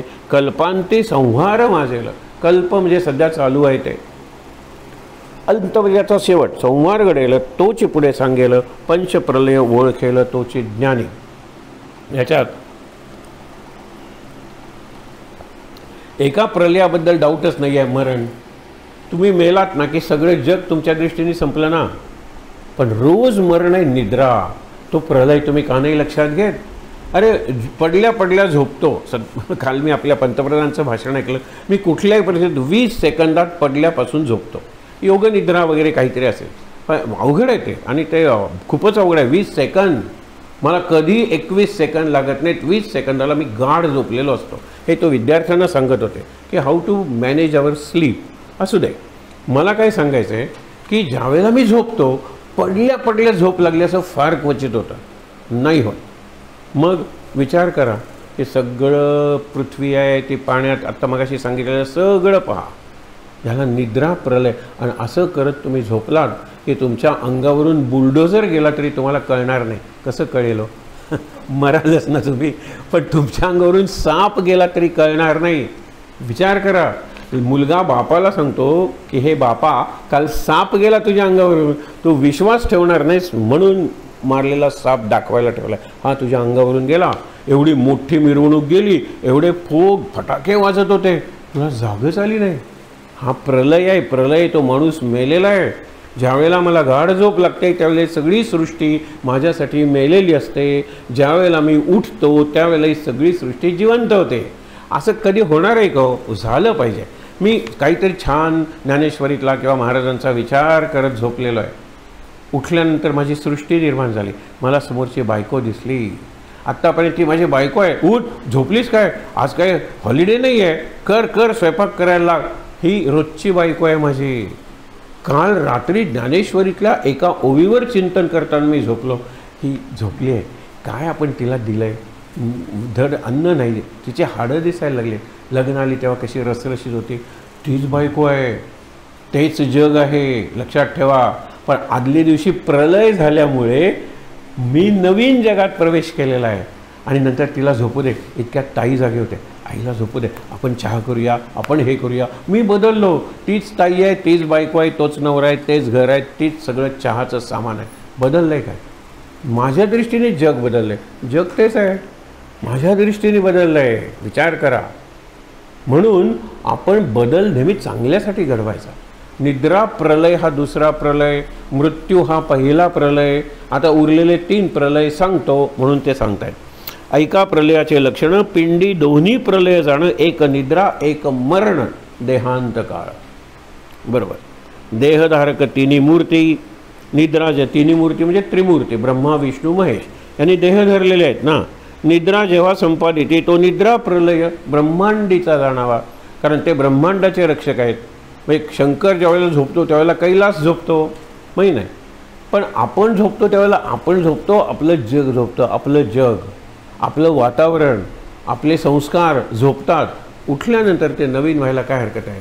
म्हणून प्रार्थना काय करायची महाराजांना झोपताना, एका वाक्याची प्रार्थना, कालच्यापेक्षा आज मी चांगला झालो का कालच्यासारखाच मी राहिलो का कालच्यापेक्षा जास्त चांगला राहिलो, आहे तसाच राहिलो, वाईट वागलो, चांगला वागलो, उद्या ह्याच्यापेक्षा चांगलं वागवा महाराज. प्रार्थना करा आणि झोपा. निद्रा प्रलय. पुढे दोन्ही पिंडी दोन्ही ब्रह्मांडी, चारी प्रलय नवखंडी. चारी प्रलय कुठला, दोन दोन आहेत ना, एक पिंड म्हणजे देह आणि ब्रह्मांड म्हणजे विश्व. निद्रा आहे आणि मरण आहे, विश्रांती काल आहे आणि पूर्णपणे अंतकाल आहे, हे आहेच विवेक. पण त्याला पाचवा प्रलय उधड्डी जाणीव आहे विवेकाचा. ह्याच्याबद्दल आपण जरा बोलणार आहोत. विवेक प्रलय म्हणजे विचाराने केलेला प्रलय. अरे ही माती माती काय, शेवटी घर हे मातीच आहे ना. सध्या भूकंप झाल्यानंतर हे पडणार आहे आणि पडल्यानंतर कोण राहणार आहे. ज्या पालींना मी मारतो, ज्या झुरळांना कॉक्रोचेसना मी मारतो, ज्या उंदरांना मी मारतो, घर पडल्यानंतर मी मरणार आहे किंवा मी त्या घरात राहणार नाही, पण ही मंडळी घरात राहणारच आहेत. पाली म्हणती माझे घरं, मूषक म्हणती माझे घरं, झुरळे म्हणती माझे घरं, हे त्यांचंच घर आहे. हे कळलं ना, हा विवेक प्रलय. मग घरावर मी अकारण प्रेम करणार नाही.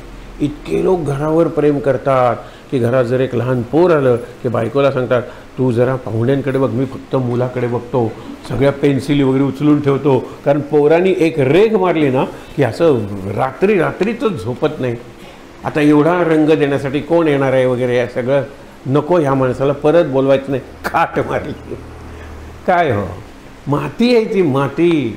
असा विचार प्रलय करा, विवेक प्रलय करा आणि मग महत्त्वाचं काय ते तुम्ही जपाल, ते तुम्ही सांभाळाल.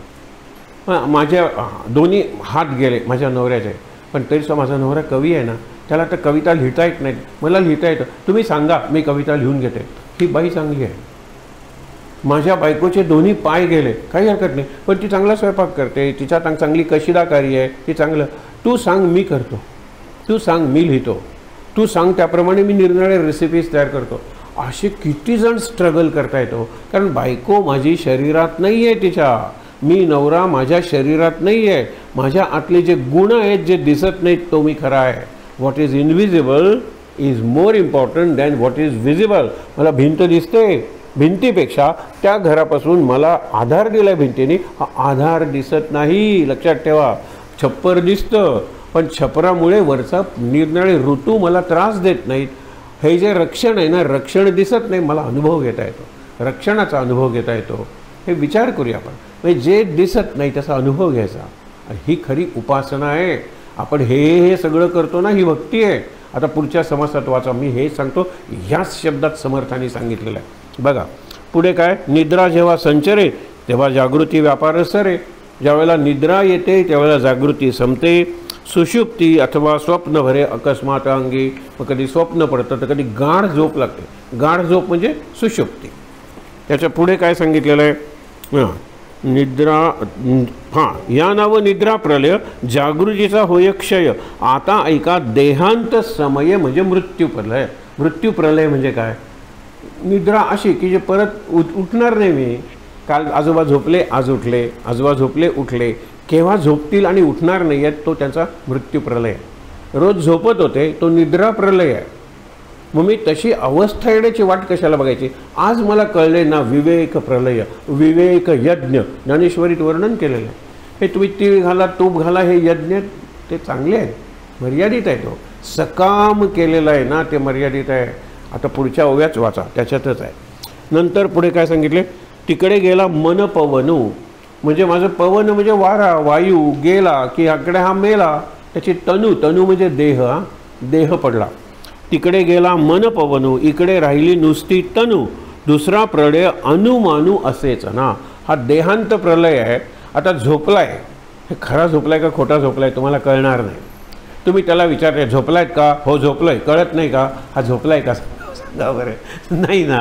म्हणजे या झोपलाय का या प्रश्नाला होकारार्थी उत्तर कधीच देता येणार नाही आहे.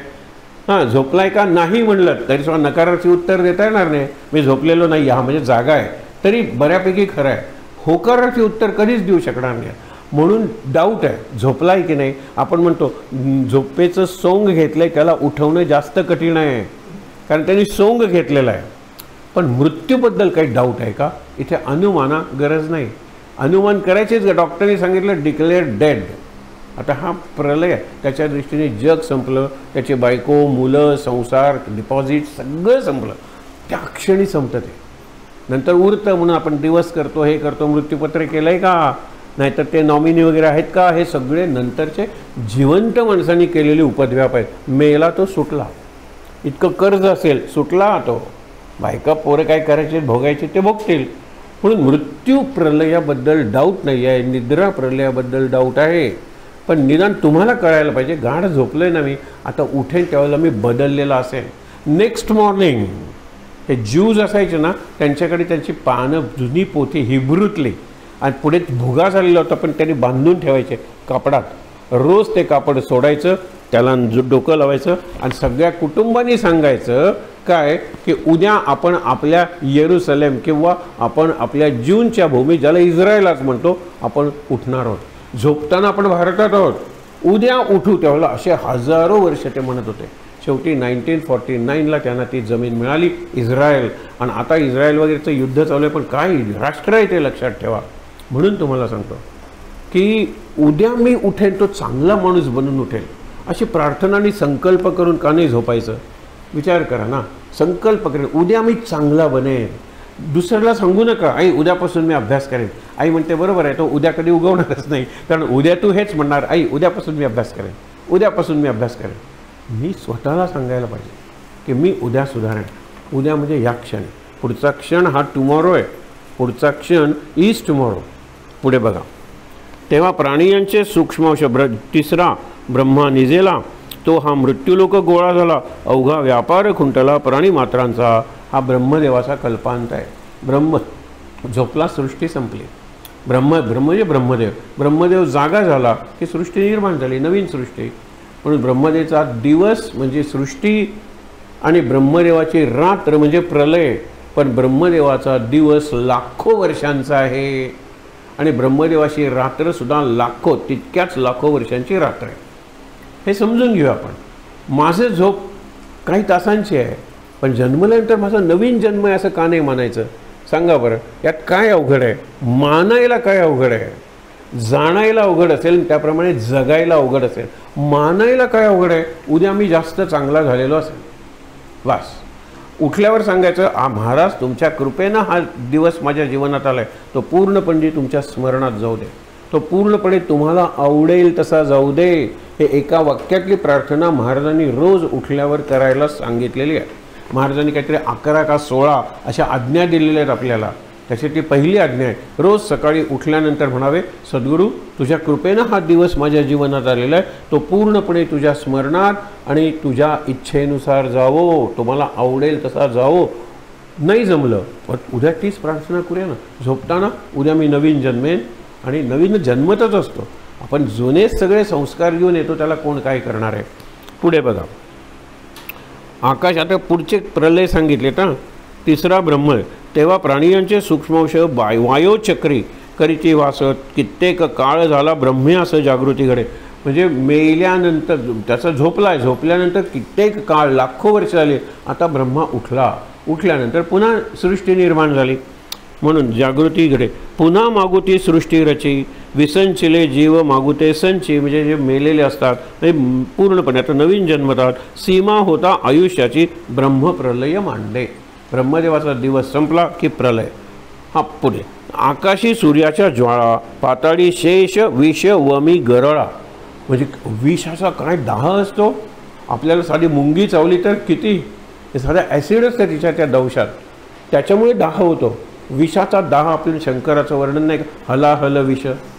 तुम्ही जर आत गेलात तर आत सगळीकडे दाह आहे, अग्नी. वरती सूर्य सगळ्या कलांनी म्हणतो ना, पूर्णपणे सूर्य तापलेला आहे. अशा वेळेला अग्निप्रलय आहे, अग्निप्रलय.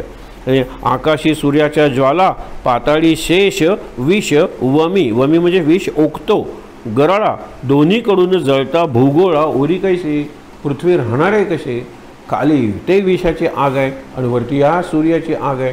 आज आपल्याला हे जाणवणार आहे. 20 वर्षात मुंबईचा बराच भाग, पणजीचा बराच भाग पाण्याखाली जाणार आहे. 20 वर्षात आपण जिवंत असू त्यावेळेला विचार करा.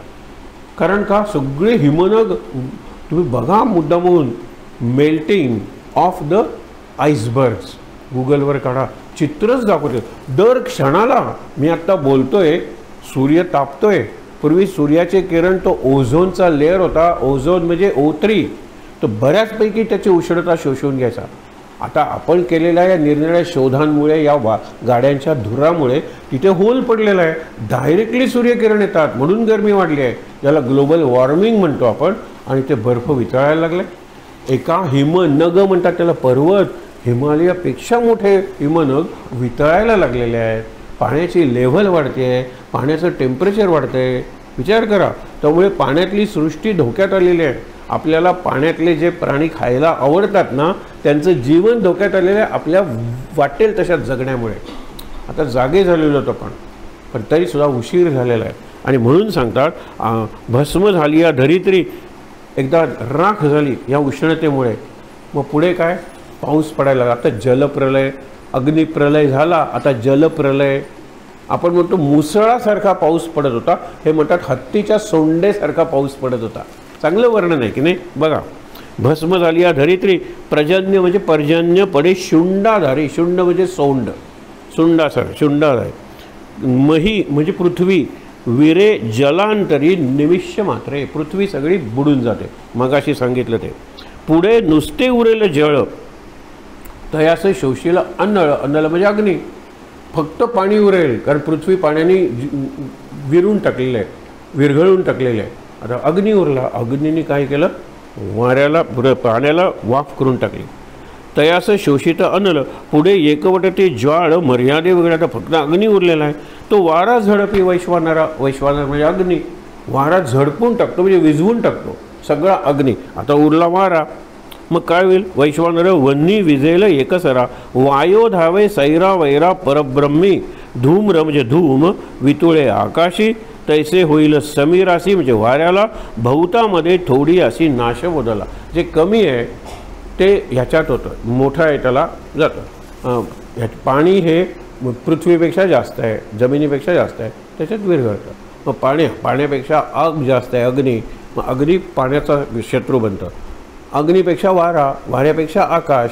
जे जास्त आहे ते शोषून घेतं, जे कमी आहे त्याला. हा नियम आहे. पुढे काय सांगितलं, पुढे धूम्र वितुळे आकाशी, तैसे होईल समीरासी, भौतामध्ये थोडी अशी नाश बोलिला, वायो वितळताच जाण, सूक्ष्म भूते आणि त्रिगुण, ईश्वर सांडी अधिष्ठान निर्विकल्पी. ईश्वर आता जातो, फक्त निर्गुण परमात्मा उरतो, ज्याला ओम म्हणूया आपण. फक्त ओंकार उरतो. सगळं नष्ट झालेलं आहे. तो उरलेला वारासुद्धा आकाशाने शोषून घेतला आहे आणि आकाश ओममध्ये विरघळलेला आहे, म्हणजे पूर्णपणे विलीन झालेला आहे. काय उरलं, फक्त ओम उरला. आता ओमपासून पुन्हा सगळी निर्मिती, पुन्हा सगळा नाश, नाश झाल्यानंतर उरणार आहे काय, ओम उरणार आहे. त्या ओमची तुम्ही उपासना करा. हा पुढचा समास आहे. ओमची उपासना करा. हे सगळे ओमची रूप आहेत. रूपाच्या प्रेमात किती पडणार आहात तुम्ही.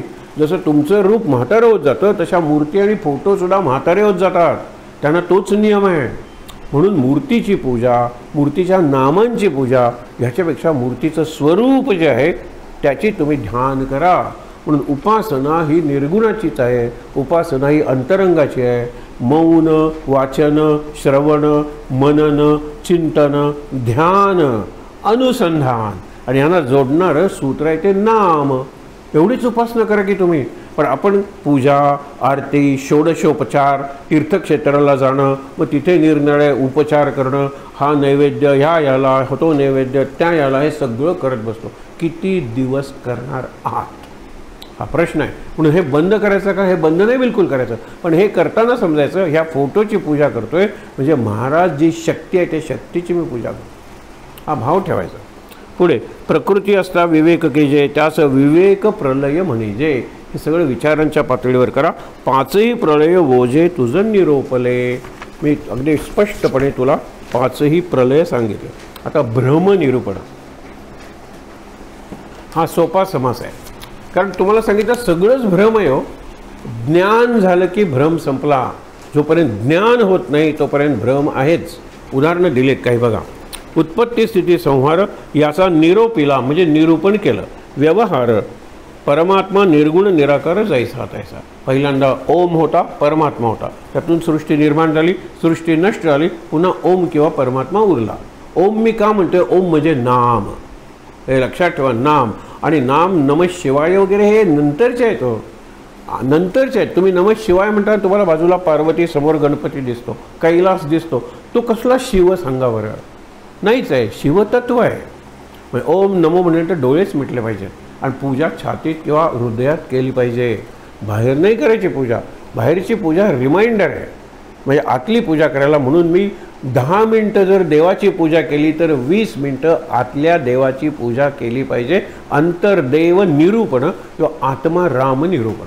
मी रामाचीच पूजा करतो, आता तर काय अयोध्या, आता काय रामलला. ठीक आहे ना, पण किती दिवस? रामलला हा ज्याचा अवतार आहे त्या आत्मा रामाची पूजा करा. पुढे स्पष्ट सांगितलंय, तर बघूया आपण. होते, वर्तते आणि जाते. होते म्हणजे असते, वर्तते म्हणजे निर्माण होतं, आणि जाते म्हणजे नष्ट होतं. याचा संबंध नाही येते. आद्य मध्य म्हणजे आदी, मध्य आणि अवसान म्हणजे शेवट, ते संचलेचे आहे. ब्रह्माला आदी नाही, मध्य नाही, अंत नाही. ते संचलेचे व सदा साठून राहिलेलं, गच्च भरून राहिलेलं आहे, संचलेचे आहे. म्हणून परब्रह्म असतचे असे. मध्येचे हा भ्रम भासे, मध्येच्या भासे परंतु अवघा नासे काळांतरे. आता हे जे सगळं दिसतंय ना तुम्हाला, हा भ्रमच आहे. आणि भ्रम नष्ट केव्हा होईल? तुम्ही जर ज्ञानाच्या पातळीवर जाऊन विवेकाच्या पातळीवर नष्ट केला तर आत्ताच नष्ट होईल. पण नाही तरी सगळी सृष्टी नष्ट होईल, त्यावेळेला हा भ्रम नष्ट होणारच आहे. इथे आता उदाहरणं दिलेली आहे. उदाहरणं 1-2 उदाहरणं मी जास्त देईन समजण्यासाठी. पण बघा, यामध्ये जास्त विवेक आहे तो आधीच जाणत आहे. सारा सार विचारे पाहे म्हणून या. सार म्हणजे टिकणार आणि असार म्हणजे न टिकणार, असार. पुढे बघा, एक परब्रह्म संचले कदापि नाही विकारले, त्या वेगळे भासले ते भ्रमरूप. म्हणजे फक्त ब्रह्म आहे, लक्षात ठेवा. आणि तुम्हाला ब्रह्माशिवाय खरं वाटतं ना, त्याला भ्रम म्हणलेलं आहे, माया, इल्युजन म्हणलेलं आहे. आता उदाहरणं बघा. मी तू हा भ्रम, उपासना ही भ्रम, ईश्वर भाव हाही भ्रम निश्चयसे. भ्रमेणाहम म्हणजे अहम भ्रम आहे, भ्रमेण त्वम तू भ्रम आहे, भ्रमेणोपासका जनाः भ्रम उपासक करणारे भ्रमच आहे. भ्रमेण ईश्वर भावत्वम तुमचा ईश्वर भाव किंवा आपला ईश्वर भाव काय, त्या देवळात गेलो आणि त्या दत्तानी शेवटी दिला मला पाहिजे ते भ्रम आहे. तुम्हाला मिळणारच होतं. मी सगळं केलं, आयुर्वेदामुळे मला बरं वाटलं, आयुर्वेद इज ग्रेट. नाही, आधी ॲलोपॅथी केली आहे, होमिओपॅथी केली आहे, निसर्गोपॅथी केले, सगळं केलेलं आहे, मग आयुर्वेद आलेला आहे. भ्रम आहे आयुर्वेद बरा करतो, भ्रम आहे ॲलोपॅथी बरी करते. प्रारब्ध हा भ्रम नाही आहे, कारण मी केलेली कर्म आहेत मला माहीत नाही आहेत. प्रारब्धाचे भोग मला भोगले पाहिजे, ते फळ मला भोगलं पाहिजे. एवढंच समजलं ना की आपण ज्ञानाच्या जवळ जातो, सर्व भ्रम नष्ट होतात. ही बायको अशीच मिळायची होती. तुकाराम म्हणतात, बरे झाले देवा बाईला कर्कशा. कर्कश बायको दिली, बरं झालं, घरी जावंसच वाटत नाही. म्हणून मी बाहेर राहून त्या भंडारा डोंगरावर विठ्ठल विठ्ठल विठ्ठल करत असतो. बाई जर प्रेमाची दिली, सौंदर्य दिली असती तर मी संसारात रमलो असतो, मी घरात राहिलो असतो, मी तिच्यावर प्रेम केलं असतं. याचा उलटा प्रसंग कालिदास आणि तुलसीदासांच्या जीवनात घडला आहे ना. रत्नावली ही बायको आहे तुलसीदासांची, अत्यंत सुंदर आहे. एक रात्र तो तिच्याशिवाय राहू शकत नाही, म्हणून रात्री इतकी संकट करून जातो.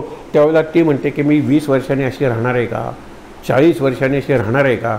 त्या हाडामांसाच्या पुतळ्यावर काय प्रेम करता, त्यापेक्षा त्याच्यावर प्रेम करा की जो कायम तरुण आहे, जो कधी जन्मत नाही म्हणून जगत नाही म्हणून मरत नाही. अजरा मर म्हणजे अजरा अमर, जन्मलाच नाही तर तो मरेल कसा, त्याच्यावर प्रेम करा. म्हणजे काय ते मला माहीत नाही आहे, पण मी तुम्हाला सांगते, माझ्यावर प्रेम करू नका. हा देह कायम टिकणारा नाही. नमस्कार करतात बायकोला, तू गुरु भेटलीस आणि तिच्याकडे पाठ फिरवली, त्यांनी संसाराकडे पाठ फिरवलेली आहे. आणि येऊन मग त्यांना कळलेलं आहे की राम आत्मा राम हा असा आहे की ज्याला जन्म जीवन आणि मृत्यू नाही. मग फक्त रामाचा ध्यास त्यांनी घेतला. पुढे बघा, एकत्र जयासी बोलता कल्पांत त्रिघमी तू भ्रम, या कारणे सृष्टी भासत परंतु भ्रमच आहे हा समजतं. जे दिसतं नाही, भिंत वगैरे सगळा भ्रम आहे. खूप वाढेल विषय, नंतर सांगूया. पुढे, उत्तेजक पेय पिल्यानंतर एकाच्या ठिकाणी अनेक दिसतात की नाही. उत्तेजक पेय पिल्यानंतर म्हणजे शेवटचा पेग संपून डोळ्यांचा डॉक्टर बसलेला आहे आपल्या खुर्चीवर, आणि तिथे एक जण येतो आणि तो म्हणतो मला 2-2 दिसतात. तो डॉक्टर हे सांगायला तुम्ही 4 कशाला आलात, डॉक्टरला 4 दिसत आहेत, ओके नाही, ह्याला 2 दिसत आहेत, मी तुम्हाला बरं करतो, हाही भ्रम आहे. कारण मग डॉक्टरने आपली बायको कशाला तरुणपणी मारली म्हणजे त्याला वाचवलं नाही. मी भ्रम, सगळे भ्रम आहेत, लक्षात ठेवा. आणि ब्रह्म हेच सत्य आहे. आणि ब्रह्म म्हणजे सद्गुरू. हे सोपं करून सांगितलं ना, देहात आहे परंतु ब्रह्म आहे, सद्गुरू, बाकी कोणीही नाही. आता पुढे बघा, उदाहरणं सुंदर दिलेली आहेत. त्याच्या ठिकाणी दशावतारी वस्तू आपल्यापाशीच असताना ती हरवली असं वाटणं हा भ्रम आहे. आजोबा चष्मा शोधतात, नातू हुशार आहे, आजोबा डोक्यावर बघा, डोका आहे ना तुम्हाला, मग आजोबा बघतात, अरे इथेच आहे की चष्मा, हे चष्मा हरवला हा भ्रम होता. दुसऱ्यांदा आजोबा इथे नाही हे खात्री करून द्या, पण चष्मा हरवला. आजोबांचा चष्मा रोज हरवतो. तो हुशार नातू म्हणतो, शेवटी तुम्ही कुठे होतात, मी बाथरूममध्ये होतो, आंघोळ करत होतो, बाथरूममध्ये आजोबांचा चष्मा मिळतो. हे लक्षात घ्या, वस्तू जिथे नाही तिथे आहे असं वाटणं हा भ्रम आहे. मग तुझे असून तुझं पाशी परी तू जागा चुकलासी. ही जागा चुकली आहे.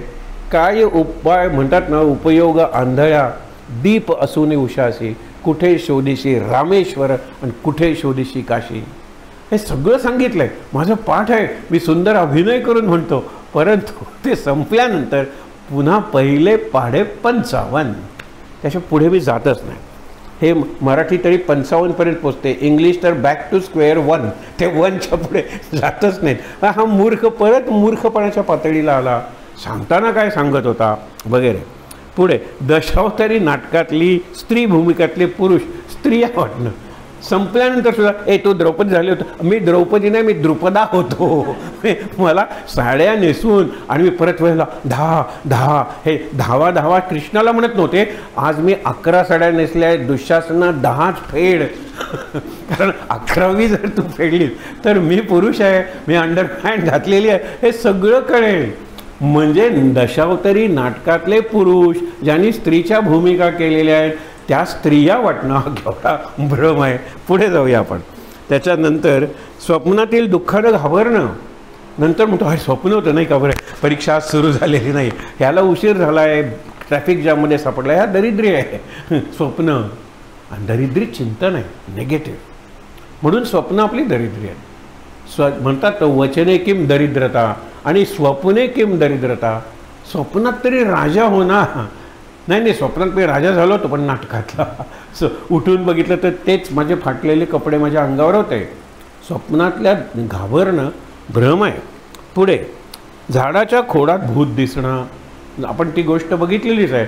झाडाचं खोड आहे, माणसासारखं दिसतंय. पहिल्यांदा एक तरुणी येते, तिला दिसतो अरे आपला प्रियकर आधी आलाय, आज रागवेल, मला थांबवायला का लावलं. वेगात जाते आणि बघते तर झाडाचं खोड आहे. संथ पावलं टाकत निराशून निघून जाते. बराच वेळ थांबते. एक येतो, त्याने गाठोडा हाताशी धरलेला आहे छातीशी, तो त्या बघतो, त्याला पोलीस दिसतो तिथे, पळून जातो. एक माणूस बसलाय, तो म्हणतो ती वेगात गेली, काही वेळ थांबली, त्या आकृतीला ती निघून गेली. हा तिला बघून, त्या आकृतीला बघून आत्ताच पळाला. एक साधू येतो, तो त्या आकृतीकडे बघतो, काही हरकत नाही, शांतपणे जातो. ते लाकडाचं खोड असतं झाडाचं, माणसाच्या आकाराचं दिसणारं, तिथे बसून ध्यान करायला लागतो. मग हा बघायला जातो प्रत्यक्षात ते काय आहे. ह्यालाही तो माणूसच वाटत असतो. तिला प्रियकर वाचतो, चोराला पोलीस वाटतो, झाडाला कोणी असलं तरी काय, तिथे साधूला झाड असलं तरी चालेल. हा जाऊन बघतो, त्यावेळेला त्याचा भ्रम जातो. म्हणून झाडाच्या खोडात भूत दिसणं. म्हणतो मेलेली व्यक्ती भोजनास येते असं वाटणं. म्हणजे कुठला प्रसंग आहे तुम्हाला माहीत आहे, श्राद्ध वगैरे सगळं तुम्ही करा, भावपूर्णतेने करा, पण हा खरं आहे का याचं ज्ञान करून घ्या. तोपर्यंत हा भ्रम आहे. तोपर्यंत मी तुम्हाला परवा सांगितलं असेल ना, माझ्या एका मित्राचे वडील गेले आणि वडील गेल्यानंतर कदाचित ह्या उपासनेच्या आधी गेले असते, तुम्हाला उदाहरण कदाचित नवीन असेल. तर गेल्यानंतर तो भटजी सांगतो की वडिलांना काय आवडत होतं ते तुम्ही आणा. तो म्हणतो माझा मित्र हुशार आहे, तो म्हणतो मी आणलेले आहेत, खिशातून बटाटे वडे काढतो. नंतर त्यांना अमेरिकेतले पिस्ता आणि अमेरिकेतले वेफर्स आवडायचे. त्यांचा एक मुलगा अमेरिकेत आहे, तो ते घेऊन आलेला असतो. ते तिथे ठेवल्याबरोबर कावळे काय टाव मारतात. तो पहिल्यांदा बटाटे वडा, नंतर हे, आणि नंतर तुम्हाला वाईट वाटू नये म्हणून जे पिंड असतात ना त्याला चोच मारतात. माझा मित्र म्हणाला ज्यावेळी त्यांनी बटाटे वडा पळवला त्यावेळेला नक्की वडील तृप्त झालेले. आता या त्यांची तेवढी वासना राहिली होती. हा सगळा भ्रम आहे. तुम्ही भावनेनं करा. आपण भावनेत भीती असते हो. का केलं, तुला आवडत नव्हती ना वडील, नाही झोपेत जर छातीवर येऊन बसले तर, म्हणून आपलं करून टाकलं श्राद्ध, उरकलं, करून टाकलं. हे काय कसल्या क्रियापद आहेत? टाकलं, उरकलं. पूजा उरकून येतो. एकदा पूजा करून टाकली. आता बरेच जण काल हे वाक्य म्हणलेलं आहेत. नाल फोडला, मंगेशीची यात्रा होती ना काल, जत्रा, त्याच्यावर फोडला. आता पुढल्या वर्षापर्यंत कटकट नाही, कटकट. तरीसुद्धा पुढच्या वर्षी जाणारच आहेत, रात्रभर जागणारच आहेत. आज 11 वाजता फोन केला तरी उठलेले नव्हते. गंमत बघा, गंमत आहे. पण हेच चालू आहे. ही म्हणलं तुमची जत्रा आहे. जत्रातला ज म्हणजे जपणं, जमवणं, आणि यात्रातला या म्हणजे यामरे. हां, जाऊया आता परत न येण्यासाठी. यात्रा परत न येण्यासाठी आहे. यात्रेला शक्यतो बॅग न घेता जायचं असतं, आणि गेला तरी बॅग ठेवून यायचं असतं कुठेतरी. आणि जत्रेला 1 पिशवी घेऊन जायचं आणि 10 पिशवी घेऊन यायचं. ही जत्रा आहे. जत्रा म्हणजे प्रपंच आहे. जत्रा म्हणजे संसार आहे. आणि परमार्थ उपासना हे काय आहे? ही यात्रा आहे. यात्रा. आपण यात्रेत आहोत हे लक्षात ठेवा. पंढरपूरची यात्रा असते ती यात्रा झाली पाहिजे ना. दुश्चिन्ह किंवा अपशकुन हा भ्रम आहे. इकडून मांजर गेलं पण काळं होतं का आपण विचारतो. 3दा शिंकला नक्की का 4 वेळा? 3दा शिंकलं तर असं होईल, 4. हे सगळे भ्रम आहेत. असं काही होत नाही जगात. जगाचा रूल आहे. त्या तो तुझ्या शिंकण्यावर अवलंबून नाही आहे, किंवा मांजर इकडे तिकडे जाण्यावर काही अवलंबून नाही आहे. तू दुबळ्या मनानं हे सगळे शुभ शकून, अपशकून, दुश्चिन्ह तयार केलेलं आहे. तुझं जर मन खरंच मोकळं असेल, खरंच जर उघडं असेल, तर कसलाच भ्रम, कसलीच भीती, काहीच वाटणार नाही. कुठली तरी एक शक्ती, आपण त्याला सद्गुरू नाव दिलेलं आहे. कुठली तरी एक शक्ती पाहिजे आधारासाठी. हे व्यक्ती नको. व्यक्त म्हणजे मूर्ती नको. मूर्ती काय आधार देणार आहे मला? जिवंत माणसं पळून जातात संकटात, तर मूर्ती काय आधार देणार आहे? विचार करा. त्याच्यानंतर देहाभिमान, कर्माभिमान, जातीचा अभिमान, कुळाचा अभिमान, ज्ञानाचा अभिमान, म्हणजे सगळं अभिमान हा भ्रम आहे. मला सगळं येतं याच्या इतकं भ्रमाचं वाक्य नाही हो. कारण दुसरा एखादा मुलगा प्रश्न विचारतो छोटा, आणि मला त्याचं उत्तर येत नसतं. काय तुम्हाला येतं? मला बादलीत बसून स्वतःला उचलायचं आहे, जमणार आहे का? हा मोठ्या सायंटिस्टला प्रश्न विचार. त्यांनी ग्रॅव्हिटी वगैरे शोध लावले का? बादलीत बसून तू उचलू शकणार आहेस का? नाही. बरं, स्वतःच्या खांद्यावर बसू शकणार आहेस का? नाही. स्वतःच्या वडिलांपेक्षा स्वतःचं वय मोठं करणार आहेस का? वजन वगैरे करशील ना, वजन, उंची, शिक्षण वडिलांपेक्षा मोठं होईल. वय होणार आहे का? हे किती तुम्ही काय करणार आहात? म्हणून मी वडिलांपेक्षा मोठा आहे हा अभिमान भ्रम आहे. ही मूर्ती सगळ्यात सुंदर आहे भ्रम आहे, कारण अजून याच्यापेक्षा सुंदर मूर्ती झालेली नाही आहे. हे त्याचं उत्तर आहे. आणि म्हणून बघा पुढे काय सांगितलेलं आहे? प्रचितीविण ज्ञान सांगणं. त्यांनी सांगितलेलं आहे सुणे तोंड वर करून भुंकून गेले, अशापेक्षा झाकून असावे. ज्ञाने प्रकट व्हावे, अज्ञाने नाहीतरी झाकून असावे. तोंड वर पसरून सुणे ओरडलं निघून गेले. अशी प्रवचनं, अशी कीर्तनं काय कामाची? मी मुद्दामून प्रवचन आधी घेतल्या, लक्षात ठेवा. पुढे सारख्या कल्पना करत राहणं हा केवढा भ्रम आहे हो. कारण मुली पळवली का तिला कुणी? वडील म्हणतात पळवायला कशाला पाहिजे, तीच गेली असेल पळून. आपल्याला आपलं नाणं माहीत आहे की नाही? हा संवाद चालला आहे. दारात येतं, बापरे कुठली बातमी आली आहे, या हॉस्पिटलमध्ये ॲडमिट झाली, अपघात झाला का काय झालं? मुलगी ट्रॉफी घेऊन येते. आई कळवता आलं नाही, एकदम शेवटच्याला ते लोक आले क्लासमध्ये आणि इम्प्रॉम्प्च्यू किंवा एक्सटेम्पोर स्पीच 1 मिनिटात तयारी करून हे घ्यायचं आहे. मी जिंकली ट्रॉफी म्हणून 3 तास झाले, प्रत्येकाला कंपल्सरी होतं बोलायचं. विचार करा. कल्पना तरी पुढच्या वेळेला आणखीन अर्धा तास उशीर झाला की काय झालं असेल कोणास ठाऊक. आता वडील म्हणतात पळवून नेलं असेल, आई म्हणतात आपलंच नाणं तीच पळून गेली असेल. संवाद बदलले पण चिंता उरली. कल्पना कल्पना कल्पना कुठपर्यंत? सत्य ज्ञान होत नाही तोपर्यंत. आणि कल्पना म्हणजे भ्रम. या कल्पना लक्षात ठेवा. प्रचितीवन सारख्या शेवटच्या 3 ओव्या वाचून थांबणार आहोत. उदंड भ्रम विस्तारला, अज्ञानजनी पैसावला, अल्पसंकेते बोलेला, कळावया कारणे. भ्रम विस्तारून सांगितलं, त्याला संभ्रम म्हणलेला आहे. संभ्रम, आणखीन भ्रम, आणखीन भ्रम. पुढे काय? ऐसी आशंका. येथे आशंका उठली, ज्ञात्याची समाधी. तुम्ही म्हणता ज्ञानी माणूस आहे, महाराज ज्ञानी माणूस होते, पण त्यांच्या समाधी ज्ञानी आहे का, हा प्रश्न आहे. महाराजांच्याकडे जाऊन लोकांना आनंद मिळत होता, तर महाराजांची समाधी जी दगडाची आहे त्याच्यापासून आनंद मिळणार आहे का, असा प्रश्न विचारला आहे. म्हणजे ती व्यक्ती गेली की तिचं तेज संपलं. उलटं असतं ना. साईबाबा गेल्यानंतर शिर्डी, गजानन महाराज गेल्यानंतर शेगाव, आपले महाराज गेल्यानंतर असताना तर ते वैभव असतं, पण गेल्यानंतर वैभव वाढत राहतं. पण प्रश्न काय आहे? ज्ञात्याला नमस्कार ठीक आहे, पण समाधीला, ज्ञात्याची समाधी दगडाची आहे. म्हणून लक्षात ठेवा, येथे आशंका उठली, ज्ञात्याची समाधी पूजिली, तेथे काही प्रचिती आली किंवा नाही, प्रचिती आली किंवा नाही. उलट समाधी पाहता मनी भाविता कामना पूर्ण होती. महाराज जिवंत असताना काय काम आहे असं विचारलं तर सांगावं लागत होतं, मुलीचं लग्न वगैरे, बरोबर. आता समाधी मनी भावता, समाधी आहे ना, मनात नुसती कल्पना का महाराज ही अडचण आहे, कामना पूर्ण होती. तर ती समाधी जी आहे ना, आणि तुम्ही म्हणता सगळ्या कामना पूर्ण होतील का? खरं समाधीचं दर्शन झालं ना तर कामना उरतच नाही, कामना उरतच नाही. म्हणून समाधी पाहता समाधान झाले, आधी सांगितलं आहे, समाधान झाले. मग तनु कष्टता, स्वतः कष्टलं तर भाव वाढलेला आहे. आणि मग सांगितलेलं आहे मनी भाविता कामना पूर्ण होती, नमस्काराच्या ब्रह्मचैतन्य. मनी भाविता, आधी स्वतः कष्ट करा, स्वतः समाधान मिळवा, मग तुमच्या कल्पना किंवा कामना राहणार नाहीत. शेवटची ऐसी आशंका उद्भवली, समर्थे पाहिजे निरसिली, इतुकेनी हे समाप्त झाली कथा भ्रमाची. कथा भोपळ्याची असते ना, आपल्या जीवनाची ही कथा आहे, कथा भ्रमाची आहे. त्या ठिकाणी नेहमीप्रमाणे ताट बसूया, शांत. एक शिक्षण कमिटी नेमलेली होती, त्याच्यातलं एक वाक्य आहे. आणि आजचा समास त्याचं आपण कितीही विनोदाने किंवा उदाहरण देऊन केलं तरी मुळात तो समजायला अवघड आहे.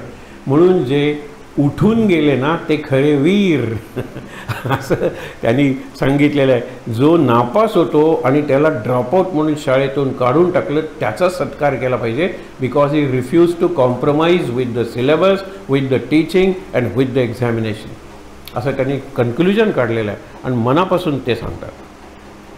ठीक आहे, महाराज की जय हो. सदा सर्वदा योग तुझा घडावा, तुझे कारणी देह माझा पडावा. पेक्षो नको गुणवंता अनंता, रघुनायका मागणे हेच आता. जय जय रघुवीर समर्थ. ओम सहनाववतु सहनौ भुनक्तु सह वीर्यं करवावहै. तेजस्विनावधीतमस्तु मा विद्विषावहै. ओम शांति शांति शांति. 3दा दीर्घ श्वासोच्छ्वास.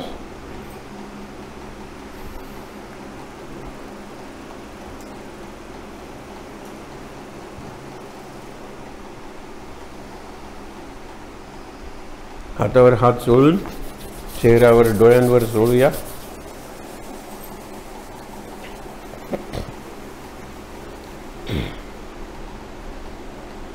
सावकाश डोळे उघडून महाराजांचं सर्व समोर देव आहेत, देवी गणेश सगळ्यांचं दर्शन घेऊया. सर्वांना नमस्कार करूया. महाराज महाराज महाराज. श्रीराम समर्थ. श्रीराम.